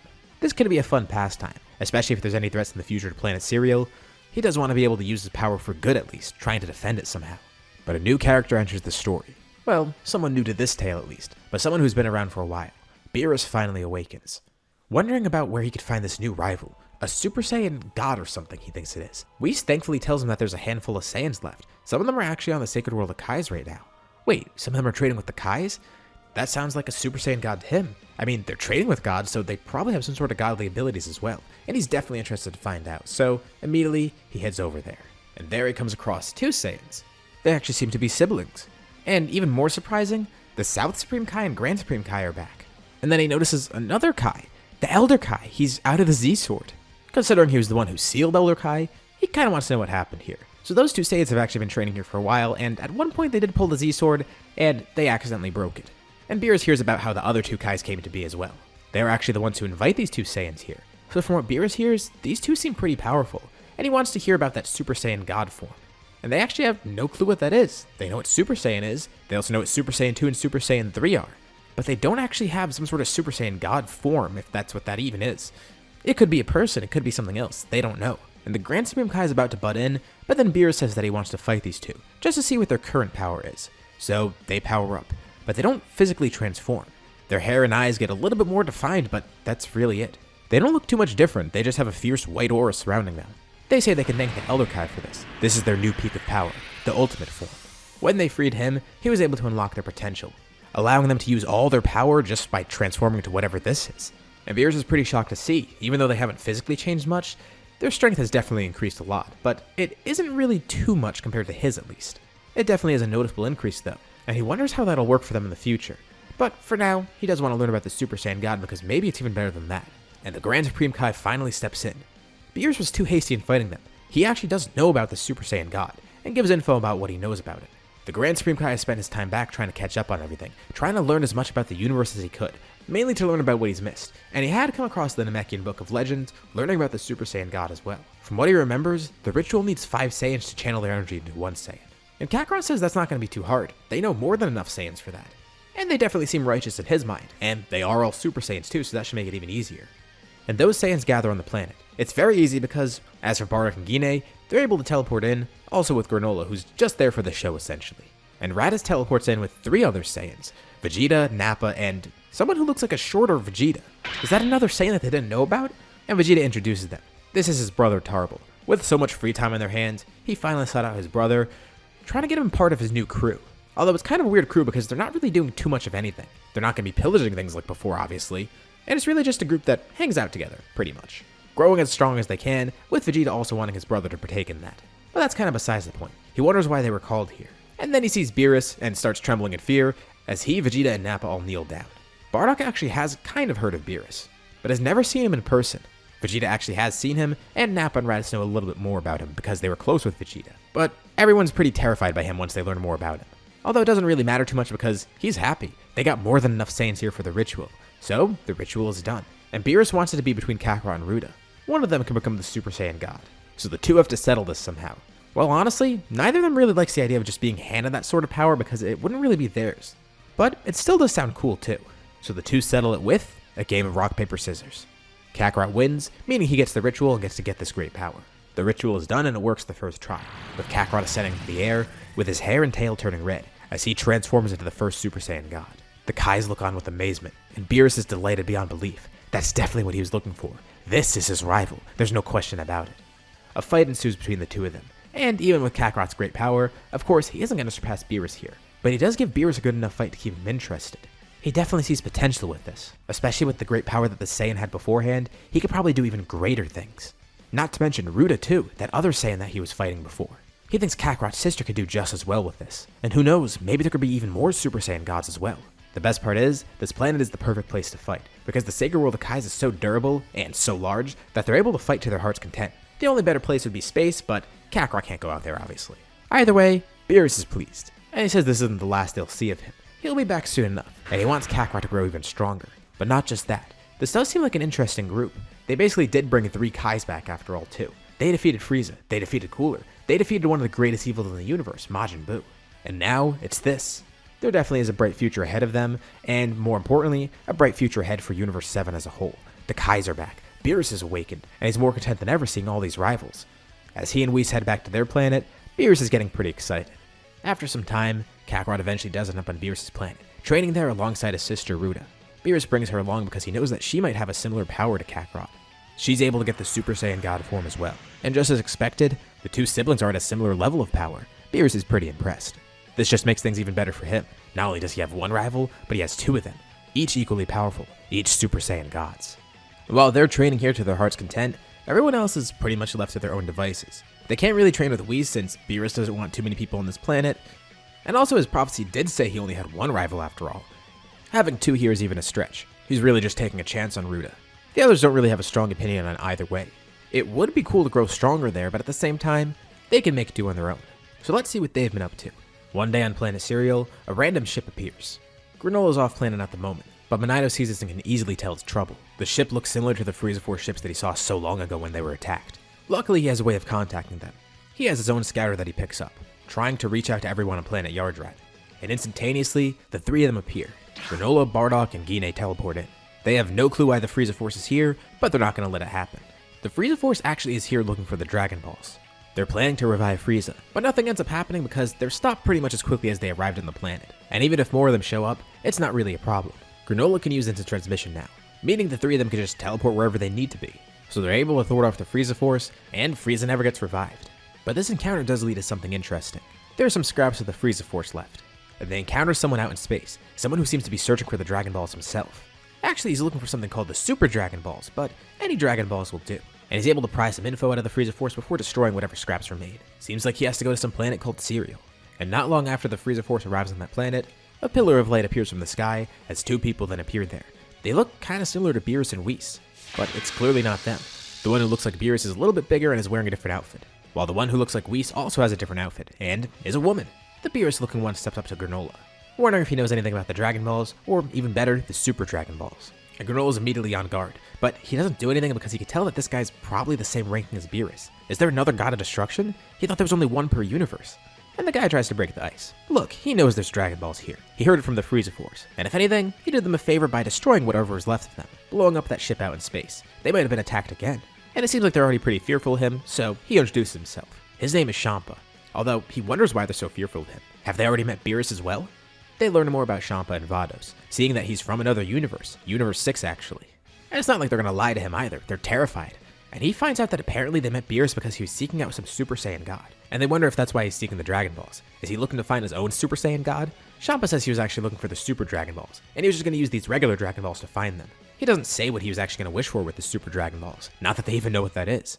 But what they mention about a Super Saiyan God is interesting. That really does intrigue him. A Super Saiyan God. Plenty of Saiyans exist in his universe. Is there some sort of godly version of that? And once he learns more about the Super Saiyan God and what happened, it really piques his interest. So, Beerus found himself a rival. Interesting. He wonders if he's just using it for fun, or if Beerus is planning to hire another god of destruction. Champa says he didn't actually have a wish in mind here. He wanted the Super Dragon Balls basically just because. And it's not like he's going to try to wish Earth back here because he knows nothing about Earth. And nothing prompts him to make that wish. He's just getting them because he wants them. It's basically a great way to mess with Beerus. But this also might be a better way too. He decides he wants to see a Super Saiyan God as well. He can create his own. And he says they know the ritual, so he wants to see it too. Tell them how to do it and perform that in front of him. Bardock and Gine are kind of pissed off by this, but it's not like they could really do anything. It's annoying. They really have to do the ritual again just to please some god, but they don't have a choice. They did avoid doing this because the ritual isn't a fulfilling way to get power. Of course, everyone could just send the Super Saiyan God ritual whenever they wanted. They wanted to see if they could actually unlock it on their own somehow, but looks like they're going to have to take the shortcut, at least for one of them. They can't contact Kakarot and Ruda either because, first of all, they're way too far away, and also, Champa doesn't want Beerus knowing. They're able to bring Raditz in with his crew, and thankfully they have just the right amount of Saiyans. There's 6 of them. That's a relief for Champa because he didn't want to have to bring in the other 2. He wants to do this under Beerus' nose. They're all caught up to speed, and also equally as annoyed as Bardock and Gine, with Granolah and Monado just kinda sitting there the whole time. Granolah wonders why he had to get roped into this, but Monado reminds him, he was the one who tried to fight the Saiyans in the first place after all. It seems like their life is his life now. Well, dealing with their shenanigans is better than being with the Heeters, and at least he doesn't really have any involvement here.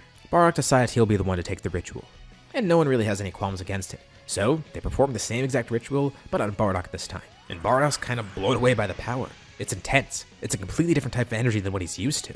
No wonder why he couldn't sense Kakarot's energy before when he first transformed. And Champa's delighted. Wow, he really does seem strong.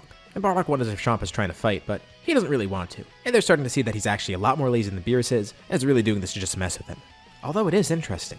Maybe if he can get a Super Saiyan God to be really strong, then he can use that Super Saiyan God as a rival, the perfect training partner to make him stronger. This way, he can surpass Beerus, and more importantly, he can lose some weight because he is trying to do that. Vados thinks this will be the perfect motivator for him. It'll help him grow stronger, and help him burn off some calories really easily. And he asks Bardock, does he want to be his student in Universe 6? And before Bardock can even respond, 4 people appeared at thin air, as Ruda and Kakarot teleport in with Whis and Beerus. Beerus is clearly not happy at the moment. Does Champa think he's an idiot? Obviously he's going to sense that godly energy from so far away. Oh yeah, Champa didn't even really think about that. And Beerus asks why he's even here in the first place. Why is he with the Saiyans? And why did he make a Super Saiyan God? The two start bickering, and now the rest of the Saiyans kind of see how Granolah's been feeling. How did they get roped into this? The twins start fighting, and it's very brief but they display a lot of power. Thankfully, Whis and Vados stop them, leaving everyone else terrified at the power they just displayed, with part of the ground basically turned into purple lava being destroyed by the force of their attacks. They're lucky the entirety of Planet Cereal wasn't just eliminated by that. Well, Champa says it's fine. He'll just create his own Super Saiyan God. He goes back to his universe. And Beerus has kind of calmed down a bit, but is still pretty heated. Although, he is interested to see that there's another Super Saiyan God. Bardock isn't really too thrilled right now. You know, the way he got the form wasn't really how he imagined. And he's surprised Beerus even cares because he didn't want any more Super Saiyan gods. But Beerus says he's kinda changed his mind, mainly because now he really wants to make sure that Champa doesn't steal any of these Saiyans from him, so he needs to keep them under a close watch, even if that means inviting more of them to his planet. And luckily everyone's here at the moment, so this makes things easier. He tells them as God of Destruction, he commands them to come to his planet. Everyone here must go with them. Monado thankfully was able to slip away. This is a little too much for him, but Whis then forms a barrier around everybody as they then fly up into space. And Monado realizes, oh crap, he brought Granolah along with him. And of course Granolah is there along for the ride, wondering how he got roped into this accidentally. Beerus clearly panicked and didn't realize he took an extra person with him. He nudges Bardock and asks what he's supposed to do. And this just makes Bardock even more concerned. Great, how's Beerus going to react when he realizes there's a stowaway? But Granolah says it's not his fault. Bardock's just freaking him out now. The others don't even realize he's there at the moment. But once they get back to the planet, Beerus immediately realizes that this isn't a great idea. First of all, he notices that he brought an extra person along. Whis apologizes. That was his mistake. But Beerus says whatever. He can't go back on his word as a god of destruction. This is going to make him look bad. He did tell everyone to go there with him after all. But he comes to see that inviting all these people here wasn't really that amazing. There's all these noisy Saiyans here now on his planet training with him under Whis, plus an extra person who isn't even a Saiyan. Well, maybe he can get his own godly powers. Nudging Granolah and asking him if there's such a thing as a Super Cerealian god. Granolah nervously says if he finds out, he'll be sure to let Beerus know the second he does. And again, Beerus doesn't really want to go back on his word because it makes him look bad, makes him look like a liar. Weeks pass and he's getting really annoyed. The Saiyans do grow a lot more powerful, but he's getting pretty tired of it. And he gets a perfect idea. He's going to send some of them on a mission. This way they can get off his planet. Kakarot and Ruda could stay behind, since they're so far ahead in their training and he wants them to stay here. But he has an idea that will benefit everybody here. He's going to send them on a little scavenger hunt. He wants them to find a planet with some good food for him. And he splits the rest of them up into their own groups. Vegeta, Raditz, Nappa, and Tarbell all go off on their own, while Bardock, Gine, and Granolah are their own crew.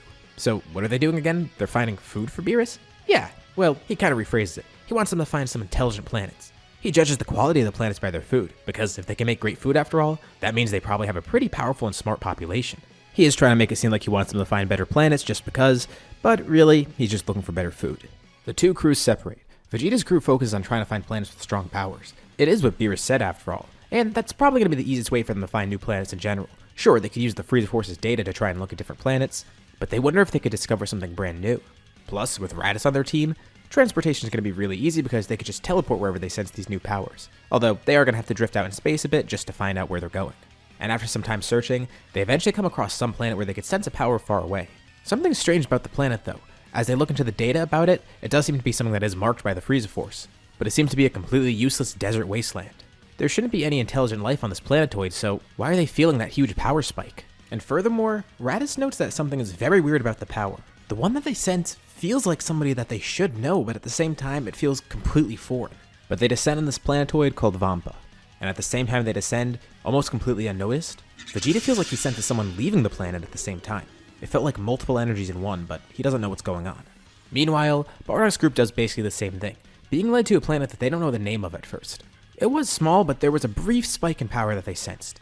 The three of them just spent time on their ship trying to focus, seeing if they could pick up any sort of energy. Beerus is probably expecting some results, so they'll take whatever they could find, even if it is a small power that they sensed. They enter this planet's solar system, and it seems like this is the only planet that is inhabited, and they don't really sense many other high powers there. But at first glance, it definitely seems like it has an intelligent population, one that's pretty plentiful too, and the planet actually seems peaceful. Bardock's honestly surprised that this planet wasn't found sooner. It seems to be completely removed from everything else out here in space, possibly fully untouched by the Frieza Force. They land and see that a lot of the population seems to be inhabitants that look almost like Saiyans. Minus the tails though.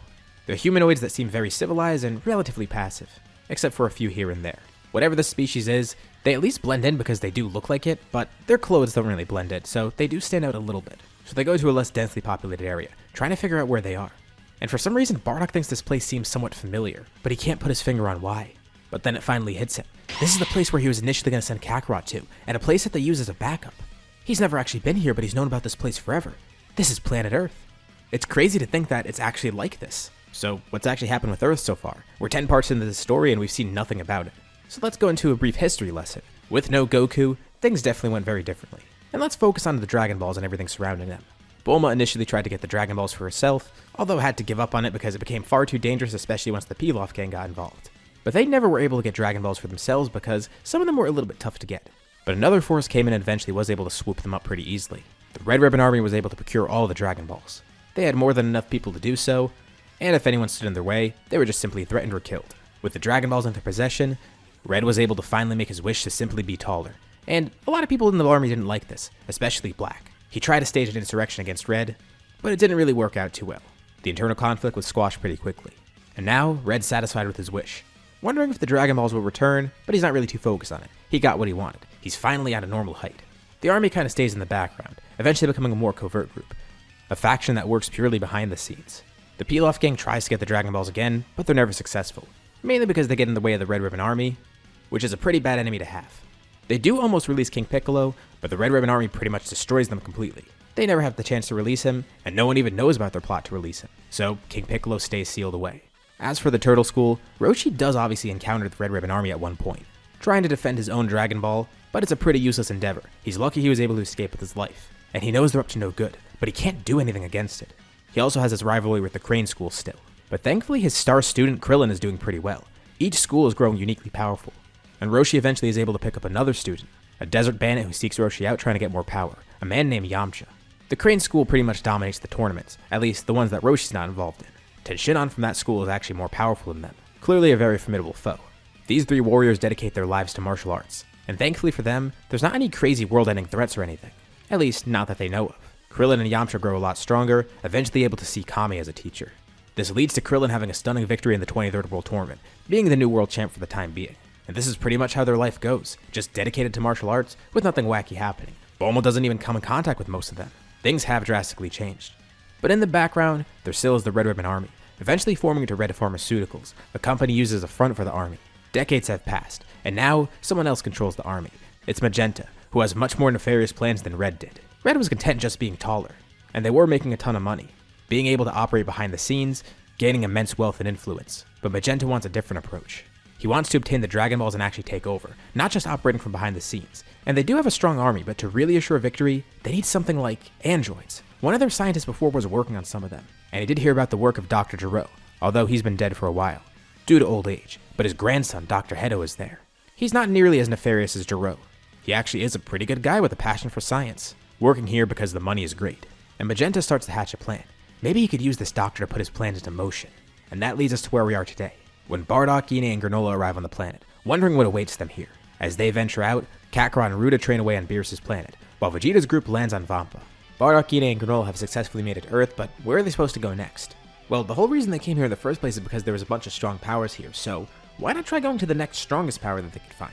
They don't really know how Earth society works, but maybe if they go to whoever's the strongest, that's basically the highest up the chain they can go. And as they focus, they sense a group of powers far away. They're not incredibly powerful, but they definitely seem way stronger than the normal Earthlings here. It's 3 different powers actually. They're not too sure what to do here otherwise, so they just teleport to that area, with the 3 using instant transmission, then ending up in the middle of nowhere it looks like. Weird, this is just like some island. In every direction, there's just water, nothing else. But this is where they sense those powers. They're floating above the island right now and look down. They see some guy relaxing in a reclining chair, with 2 people wearing orange who are fighting right now. The man in the chair looks up in the sky, and then panics as he falls out of it, with the other 2 then looking up and then seeing the 3 people floating there. Bardock, Gine, and Granolah descend down. These 3 don't seem like threats, but they did catch Roshi and everyone else by surprise here. Roshi notes their energy doesn't feel strange at all, but they definitely don't seem like humans. They look somewhat similar, but he can note the differences right away. 2 of them have tails, and the one with the weirdly colored hair has 1 red eye. Who are these mysterious people? Bardock says he's sorry to bother them, but he explains why he's here, and it's kind of a weird thing to explain. He's here for a god of destruction trying to find some good food, and all he's really asking is, where could they find some good food around here? Roshi's a bit confused. They came all this way just ask about food? That's it? That's why they came to Kame House? Well, Bardock explains it actually wasn't that long of a trip. They're able to teleport wherever they sense powers, and that's exactly why they came here. Okay, besides the fact that they're aliens and they could teleport, Roshi's intrigued to hear that these 3 can sense ki at all. They do seem pretty powerful, and actually, Roshi's kind of keeping his cool here, while the other 2 humans are freaking out. Their names are Krillin and Yamcha, and they don't know how to react because there's aliens here, on behalf of some guy known as a god of destruction. That's terrifying, although kind of cool at the same time. Roshi is interested in their power, but if they only came here for food, he gives them some suggestions for his favorite foods. He tells them they're probably better off going to a populous area, and Bardock didn't realize he was coming to the middle of nowhere when he teleported here. He'll just go back to where they started. But then Granolah notes something strange that he notices. Roshi has a necklace on that looks very similar to a Dragon Ball almost, and he asks if that's what that is. And Roshi goes kind of on guard when they ask this. It seems like they aren't here for the Dragon Balls, but they do know about them. He has to be careful about his answer. Again, they don't know these people. And Granolah says they're not here for the Dragon Balls, he just finds it surprising. Does this planet have its own Namekian too? Namekian? No, this is created by Kami.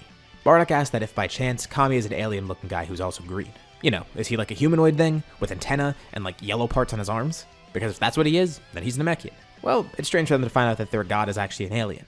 What a strange encounter. But Bardock thanks them for the help. They're gonna go off and find some new food now. They turn around and look up, ready to fly off, but they see something in front of the sun. It's a person standing there floating above them. But it's strange, they don't sense any sort of ki coming off this person. He descends down and his appearance is revealed. He looks around almost as if he's scanning everything with his eyes, and then laughs. That was pretty easy, the Dragon Ball's in plain sight. He walks up to Roshi, and Roshi goes on guard, but the man moves too fast for him to react, simply stealing the Dragon Ball from him. He tells him it's good that they're not putting up a fight either. But Krillin and Yamcha then rush in trying to fight the guy, and he simply blocks their attacks, completely unfazed. He's Dr. Heto's greatest creation. They're not going to do anything against him. But his eyes lock onto the other three in front of him. He scans them, but he has no sort of data for them. And it's not an issue that he doesn't know who they are, it's just that he doesn't know what they are. His scan doesn't show that they're humans at all, and he tries to gauge their power. It's much higher than these other humans around here too. Krillin then notes the symbol that he's wearing on his shoulder. It's the symbol of the Red Ribbon Army.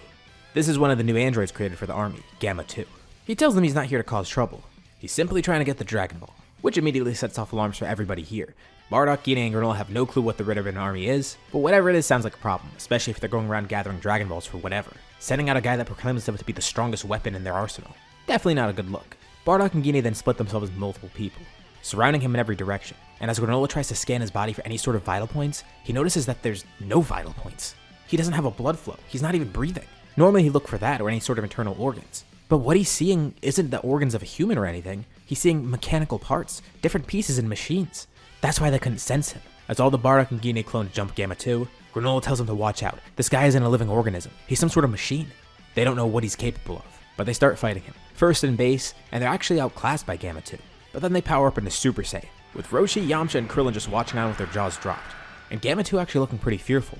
What are these people? They're definitely not human, and they could transform too? This is bad. Gamma 2 tries to fight them, but it's of no use. And Bardock and Gine get ready to end it, but Gamma 2 is able to escape, deploying a smokescreen and using his lack of ki to actually escape underwater, tunneling right into the ground and then traveling below the ocean, speeding through the water unnoticed. And he got away with the Dragon Ball. They ask Roshi what that was, but he doesn't know. All he knows is that it's part of the Red Ribbon Army. And Krillin comments on this. He says the Red Ribbon Army is something that they haven't seen in a while. They did cause trouble a while ago, but it seems like they went behind the scenes now. And no one knows what the motive of the army is. And Roshi thanks them for helping, but Bardock says they did help him after all too. You know what? Why not have some fun on this trip? If that Red Ribbon Army is some sort of problem, he'll help the humans out against it. Besides, they're gathering the Dragon Balls, which definitely sounds like an issue here. Eventually they hear that this place has 7 Dragon Balls, not just 2, which is better because it gives them more time. But how are they supposed to track someone that they can't sense? But Granolah says he has an idea. He jumps up in the sky and then powers up. Both of his eyes turn red. Roshi asks what he's doing, and Bardock explains. While he and Gine are Saiyans, he explains what species Granolah is and what his abilities are. And just like that, he's able to locate a trail that Gamma 2 left behind. Even though he escaped covertly and dug deep underground to fly away, he can see a very slight disturbance in the water below, an almost unnoticeable trail underneath the ocean. And as he follows it with his eyes, he can see far away there's a hole at the end. He found out exactly what direction Gamma 2 went in, and he tells everyone to follow him. Bardock and Gine fly off, but then ask, can these humans fly? Krillin and Yamcha actually can, but Roshi can't, although one of them will just carry him on their back. Well, that's good to know at least. The human seems somewhat powerful. And as Granolah goes this direction, he picks up on slight things that no one else can see. Leaves that have fallen off trees along the way. Some small patterns in grass that look like they were made by wind. Even though it seems like Gamma 2 might not have made a trail, he did. At least for Granolah. And as a straight shot, they immediately make it to the Red Ribbon Army base. But as they get closer, Krillin and Yamcha note something strange. They sense energy, but it's familiar, and Roshi can immediately tell what it is too. It seems to be in that exact direction of the base. And as they fly closer, they see 3 other people are there looking around. Members of the Crane School, Shen, Tenshinhan, and Chaozu.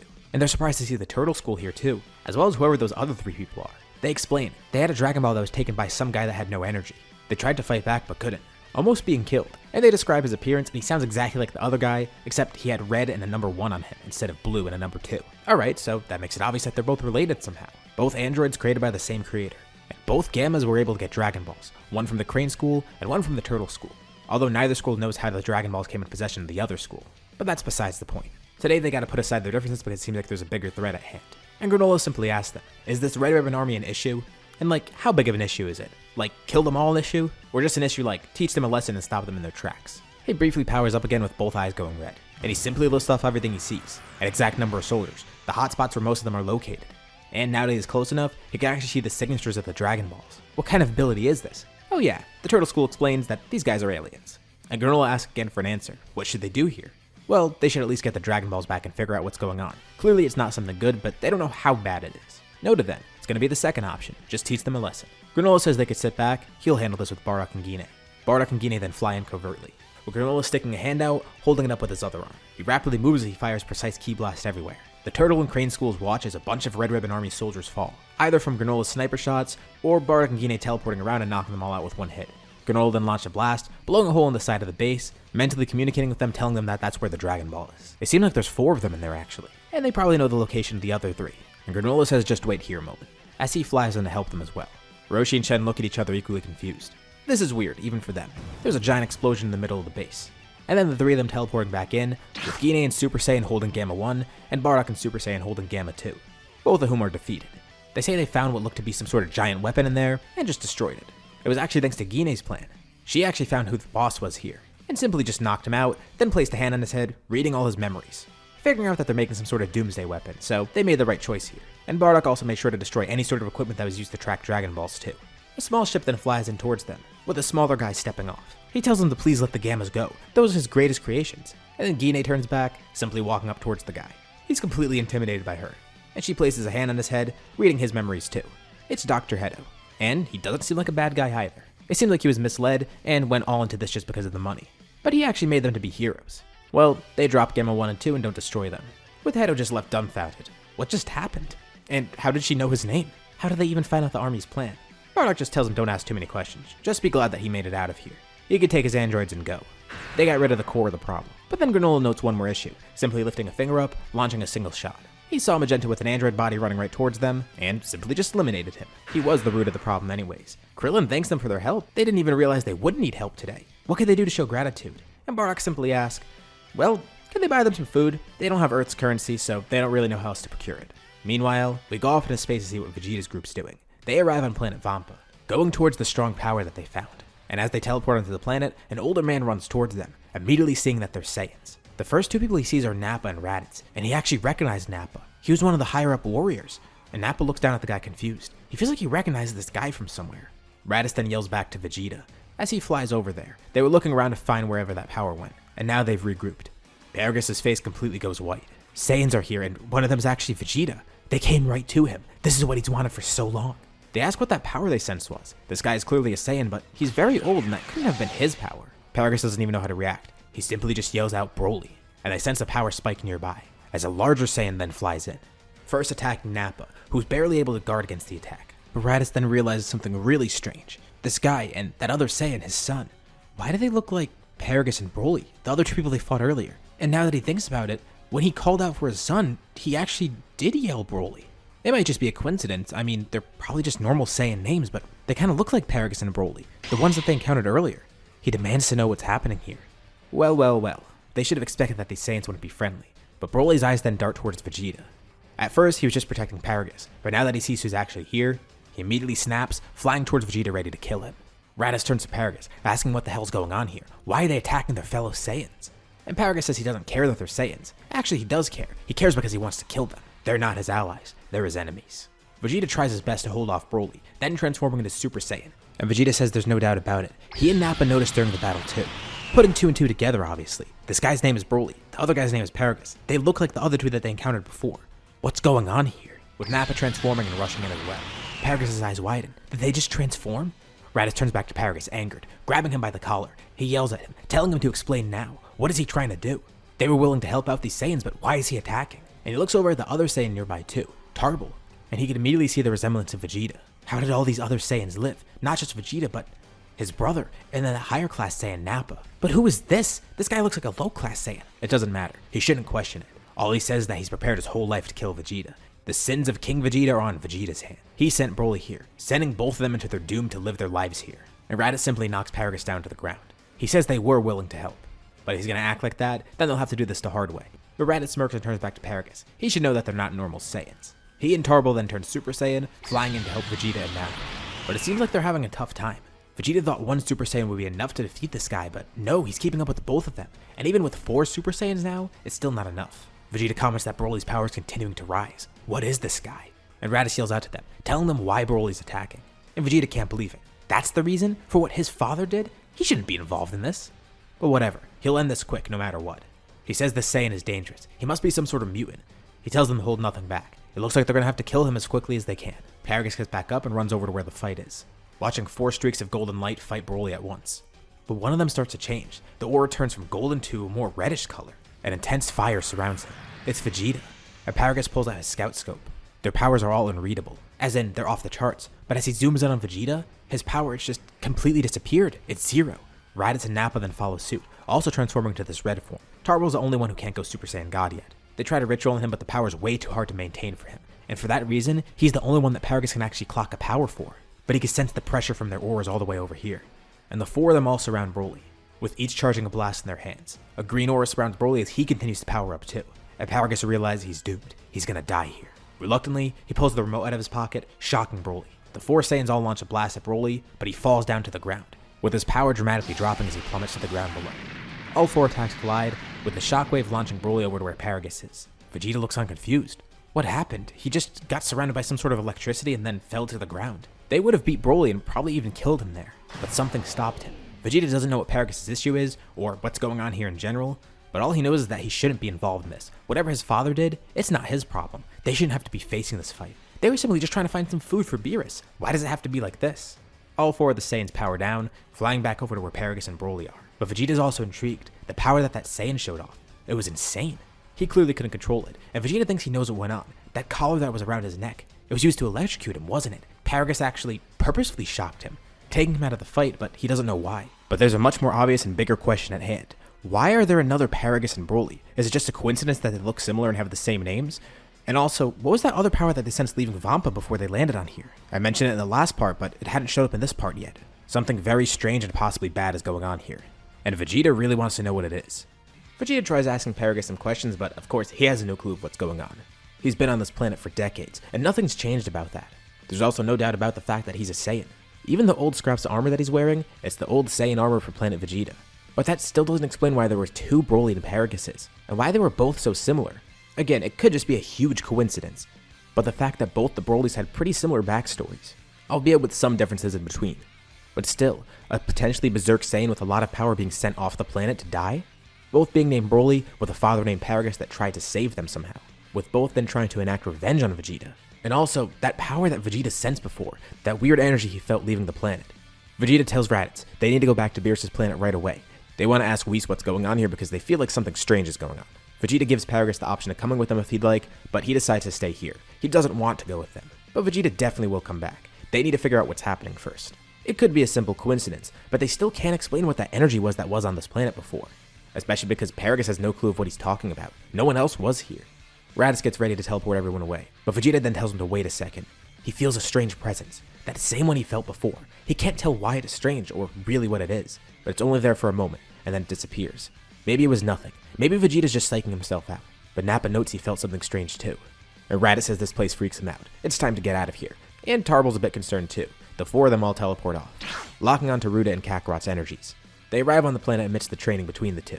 Seeing them showcasing a blue form, they've grown immensely. And Vegeta's definitely going to inquire about that, but not right now. Kakarot and Ruda power down. It's been a while since they've seen everyone. Those 2 groups went off a few months ago. And they're glad to finally see everyone back. Kakarot and Ruda have had a lot of extra time to train here, having been with Beerus for a long while now consecutively, plus getting their Kai training before. And because of that, they're able to access Super Saiyan Blue at this point. And they're so far beyond the rest of the group that, well, it's not even funny. Beerus is pretty preoccupied with some of the food from Earth right now. Bardock's group had returned a few days ago, bringing a ton of food courtesy of Master Roshi. Everyone else looks like they're in a good mood, but Bardock, he looks a little bit forlorn, and they're not really sure why. But Vegeta then explains what's going on, and asks Whis to look into it for him. Wait, he found another Broly and Paragus? That can't be right. And everything about them was really similar to the last Broly and Paragus they defeated. And they're sure it's not the same ones either because they know Paragus and Broly definitely died back then. And Whis finds this intriguing. Maybe someone used the Dragon Balls to bring them back, but that's definitely not it because who would have brought them back in the first place? And second of all, why do they have no sort of memories about it? So Whis looks at the planet that they told him about, looking through his staff and finding 2 people on there. And then in his staff he also brings up the former Broly. They definitely are 2 different people, But something is strange about that other Broly, the new one. Bardock looks at it too, and when he sees that new Broly, his eyes widen. He starts seeing another vision. And it looks like he panics for a second, but then he calms down. They ask what's up with him. He's been acting really strange recently, and he says it's nothing. But then Whis explains that Broly, he's not from this universe. He's not from this reality. His presence, his entire existence, something is strange about it. Whis says he can't really put a finger on why, but he simply doesn't belong here. The thing is, they're both Broly, but the previous Broly they fought, that was the one from this reality. This new Broly, he's from another reality. And Bardock starts sweating. So that means his visions meant something. What visions? He explains to everyone what he saw. Not too long ago, he had a vision of Vegeta fighting Broly, or at least someone who looked really similar to Broly. He wasn't sure why because, well, Broly was dead, and there were so many questions about it, but that means that vision, it actually came true. There was another Broly that Vegeta fought. One who looked pretty different, and also had a somewhat different backstory, but still pretty similar, and also had the same explosive anger. But he tells them that he had another vision too. If that's actually a Broly from another continuity, that means his other vision might mean something. He doesn't know exactly what he saw, but from what he did see, it looked like he had a vision of him facing off against himself. And now that they know that this other Broly is from another reality, that really concerns him because maybe that other vision meant something too. Whis' staff starts glowing as someone's contacting him. It's the Grand Supreme Kai and Shin. Shin is pretty panicked, pretty much like normal, but Grand Supreme Kai seems very serious. He tells them to get over here immediately, especially Beerus. It's urgent. Kakarot tells everyone he'll bring them there. They all form a massive line connecting to him, and the group all teleports to the Sacred World of Kais. It's a giant group. All the Saiyans, Granolah, Whis, and Beerus. They're all there. All the Kais are gathered around each other too. Shin, Elder Kai, Grand Supreme Kai, Kibito, and the South Supreme Kai. The 5 Kais they expect to be here, but there's also another one that nobody really recognizes, except for Beerus and Whis. It's a female Kai, and she's a lot shorter than the others, and Beerus just gives off an annoyed sigh. Great, she's here. The others don't know who she is, but Beerus says if she's here, that means there's probably something wrong. And she introduces herself, the Supreme Kai of Time. And just like Beerus said, they do have a big issue. Now this of course comes as a huge shock to the group. There's another Supreme Kai here, and she apparently dictates time. And even Beerus seems a bit concerned, although he seems more annoyed than concerned. And right as she's about to begin explaining, Oatmeal then tells Granolah that someone's trying to contact him. It's Monito. And he's obviously concerned, so he picks up. And Monito sounds panicked. He says the Heeters are back. Granolah's stomach drops. What does he mean they're back? They're dead. And without hesitation, he instantly teleports away to Planet Cereal. Granolah tells him to wait, but it's already too late. He teleported away. Then Bardock says it makes no sense. How are the Heeters back? Maybe the Dragon Balls could have been used, but Monito would have known that, and he didn't seem to know. Not to mention who would have revived them anyways. And then Granolah says this might be what she was talking about. Some threat from the past that shouldn't be there. She begins explaining that something's wrong with the timelines. Villains from other timelines might be coming in here, and she has no clue as to why. Someone is messing with time. But who, and for what purpose? Everyone then hears a voice in their head. It's Granolah communicating with them mentally. He's there, and he says Monito's safe as well as Planet Cereal as a whole. And he says the villains here are already defeated. But something's really strange about them. He's trying to question them, but they're not the Heeters. Although they look really similar. He thought they might be related, but they apparently have no idea of what's going on. It's some group called the Hera Clan, and they were apparently sealed away for a long while until somehow they came here and were released. It's also led by some guy named Bojack, who Granolah made pretty quick work of. But who are they? And when Granolah hears this, she realizes that, yep, this is definitely related. That name, Bojack. He's a villain from another reality. So that might explain Broly too. He's not from here because somebody brought him here. Someone's messing with time and space, and she called everyone here because they need to figure out some way to stop it. And the fact that people are showing up now, that means they have to be vigilant. There could be another one showing up at any moment. Grand Supreme Kai senses a strange presence next to him, and quickly jumps out of the way as a portal opens. It doesn't even look like a portal, it looks like a tear in reality. A strong and evil presence flies through it. Just in the nick of time, Vegeta transforms into a Super Saiyan God, grabbing a sword in between his hands as someone tries to swing it at him. And he knocks the guy back, and standing there is some weird pink monster. Who the hell is this now? The monster shouts, and then they hear another voice from behind that tear in reality. He tells Janemba not to be so aggressive with his greeting, and a mysterious figure walks through, saying he's glad to see everyone here, including the Supreme Kai of Time. He thanks them all for helping in his test. He tells Janemba he can resume the fight, as Janemba faces Vegeta and Nappa, with Raditz and Tarble trying to help out too.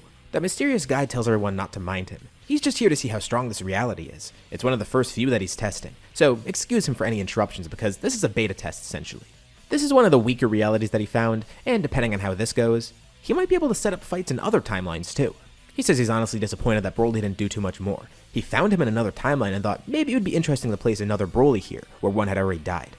He planted Broly in Paragus hoping that Broly would grow into a stronger warrior like all the other Brolys he's seen, but he was found on accident. Vegeta wasn't supposed to stumble upon him that early on. So again, he apologizes for the hiccup.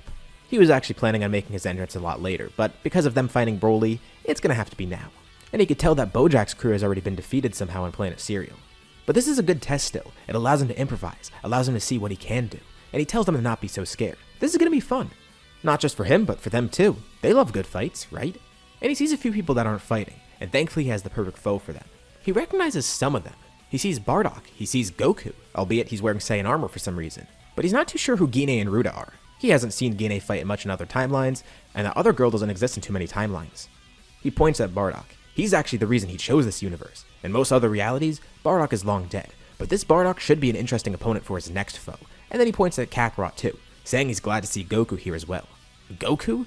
Oh yeah, the man apologizes. He's Kakarot in this timeline, and he forgot to introduce himself. His name is Few, but that doesn't really matter. Another portal then opens right next to it, and a strange opponent steps out. His energy feels familiar, but very different at the same time. But that hairstyle, it's unmistakable. It's the exact same hairstyle as Bardock and Kakarot, but they can't see his face. He's wearing a mask on it. The Kais all rush in to fight Few at once, but Beerus stays out of it. The Kais actually might be able to handle it, and Granolah needs to figure out how to stop this. Few might have more villains coming, so she says the Kais will stop him, but Bardock is going to have to fight this masked Saiyan. How did this reality get so unlucky? And are others at risk too? She can't know for sure. But one thing she does know is that Zeno in this reality cannot know about this, as well as Zeno's in other realities. It could be bad. Bardock confronts the other Saiyan. Why is he here? Is he him? He remembers that vision that he saw of himself. But the masked Saiyan simply says he's not Bardock. He then powers up immensely, going Super Saiyan 3. And there's no doubt about it, that energy is definitely Bardock's. Strangely enough, he seems really powerful in Super Saiyan 3, more powerful than he should be. Raditz then teleports besides them, and Bardock's entire family collectively goes Super Saiyan God at once. Bardock says he doesn't know who this other Bardock is, but they shouldn't be fighting. Clearly it has something to do with that mask. And Few's surprised to see that they're all this powerful. Wow, looks like he underestimated this timeline. The family collectively defeats the other Bardock. They don't kill him because, well, he's Bardock, but they defeat him pretty quick. And his mask even breaks off in the process, as he goes unconscious. And there's no doubt about it, this actually is another version of Bardock. Bardock from the main timeline tells the others to go attack Few. He's gonna try to wake this other Bardock up and see who he really is. Around the same time, Janemba's defeated by Vegeta, Nappa, and Tarble. And he was surprisingly powerful too. With a weird energy within him, has Few been powering these villains up too? And Granolah teleports back in as well, bringing the entire Hera clan with him, all unconscious of course. He was going to ask more questions, but it seems like he got his answer already. The Kais are having a tough time against Few, but now that he sees all the Saiyans jumping in against him, he decides to show off his full power, surrounded by an ominous aura, as he then powers up into Super Few. This is his current full strength at the moment, but it's definitely going to grow and this battle will really help with that too. Raditz and Gine tell the Kais to step aside, as they begin fighting Few.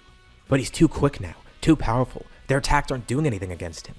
And Kakarot looks at Ruda and nods. Looks like it's finally time to show off that great power that they have, and she's excited. She's been waiting to use this in battle, as has Kakarot. Their Super Saiyan God aura then flares up.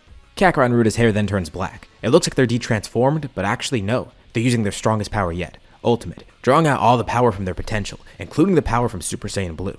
This is the peak of their strength right now, and it only grows during battle. The brother and sister duo launch in, and their attacks actually are able to hit Few. And this is very interesting to him. He knew this timeline was a little bit weaker than the other ones that he's seen, but still, he might have underestimated them a bit. And with their combined power, they're actually able to match him here. The Kais still have no clue of who this guy really is or why he's here. But from what they can gather, he's testing out different timelines, bringing opponents to them and just making them fight for some reason. Who is this guy, and what is this guy? His energy feels very strange too, almost like an amalgamation of a ton of different things. And as he's facing off against Kakarot and Ruda, he's giving them a really tough fight. But someone then uses instant transmission to teleport right in next to him, landing a sneak attack, knocking him into another fighter able to launch a point-blank blast at him. And Few laughs at this. Looks like the Bardocks are working together now. The main Bardock stands there in Super Saiyan God, while that alternate time Bardock stands there in Super Saiyan 3. Bardock looks to the other one. He says that guy brainwashed him, right? And yeah, the alternate Bardock says he's glad to finally get payback. He doesn't know who this guy is, but he doesn't care. He's gonna stop him here. He also wants to learn what that red-haired form is later on too. And he's pretty glad to see Kakarot, Gine, and Raditz have grown that strong. Ruda's kinda bummed out to hear this. Does she really not exist anywhere else? Well, Kakarot chuckles a bit. He guesses that makes her more special here, trying to cheer her up. But they can't focus on that. They all fight together with Raditz and Gine also jumping back in too. Few's now being completely overpowered. He even tries to make more portals, trying to drag more people into this timeline, but it doesn't work. The Grand Supreme Kai and Granolah work together, closing all the portals, making sure there's no more tears in reality. He can't bring in more allies, and it seems like he's actually going to be defeated here. And they are able to stop him. But they don't kill him immediately, and as he's there on the ground all beaten, he smiles, telling them well done. This timeline really does interest him, but it's not the strongest he could be in. He makes a mental note of this, and thanks everyone for the help. They really are interesting. This was a great experience. This reality seems far different from the others that he's seen, and he did kind of underestimate it. He also finds it pretty curious how Goku here isn't Goku, and there's also an extra member in Bardock's family that he doesn't know about. He then sticks both his hands out. A bunch of portals all open around him. The Kais work to desperately close all of them, and they're successful, but amidst this chaos, Few use all these warps in reality to actually teleport away. And while they stopped all the portals, Few use this as an escape. Janemba was killed by Vegeta's group, and almost automatically, the Hera clan is brought back to their own timeline, also having a portal open near them. Whis, of course, is watching the whole thing, and he checks in his staff and sees that Broly and Paragus are actually still here on Vampa, and they have no clue of what's going on actually. The other Bardock also remains behind too. They ask him if he knows anything, but he doesn't actually remember much. All he remembers is Few approached him one day, and then that mask was put on his face. Ruda wonders if other realities will face the same risk, and Granolah says there's no need to wonder, that's definitely what's going to happen.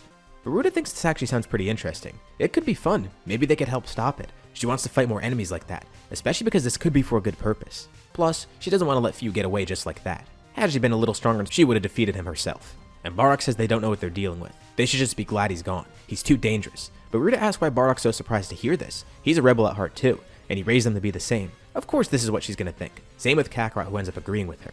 The two have always stuck close together, and now Bardock's not really too surprised to hear it. The other Bardock just looks on kind of confused. It's strange how he's the only duplicate here. And also, he whispers to the main Bardock, "Who's that other girl with Kakarot? Wait, did this Bardock never have a daughter?" Well, Granolah actually doesn't mind the help.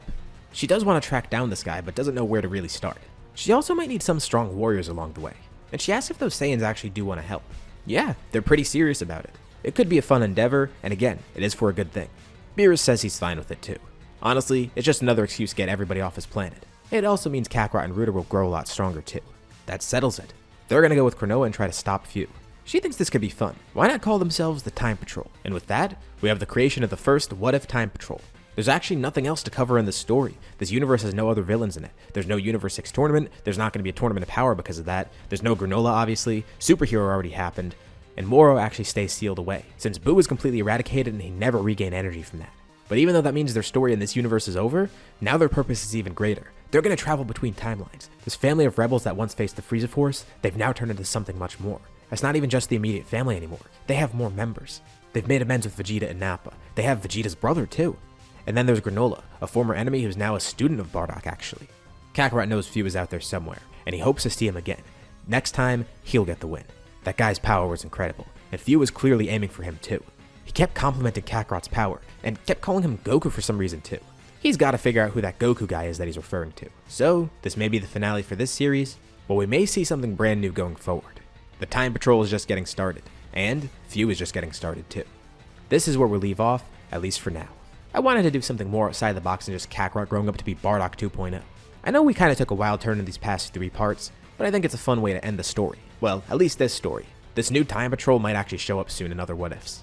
This crew will be returning eventually, as will Few. Be sure to drop a like and subscribe if you haven't already. It really helps with the channel, and it tells me you want to see more series like this. Anyways, thank you all for watching, thanks for supporting the scenario all the way through, and I'll see you all in my next video.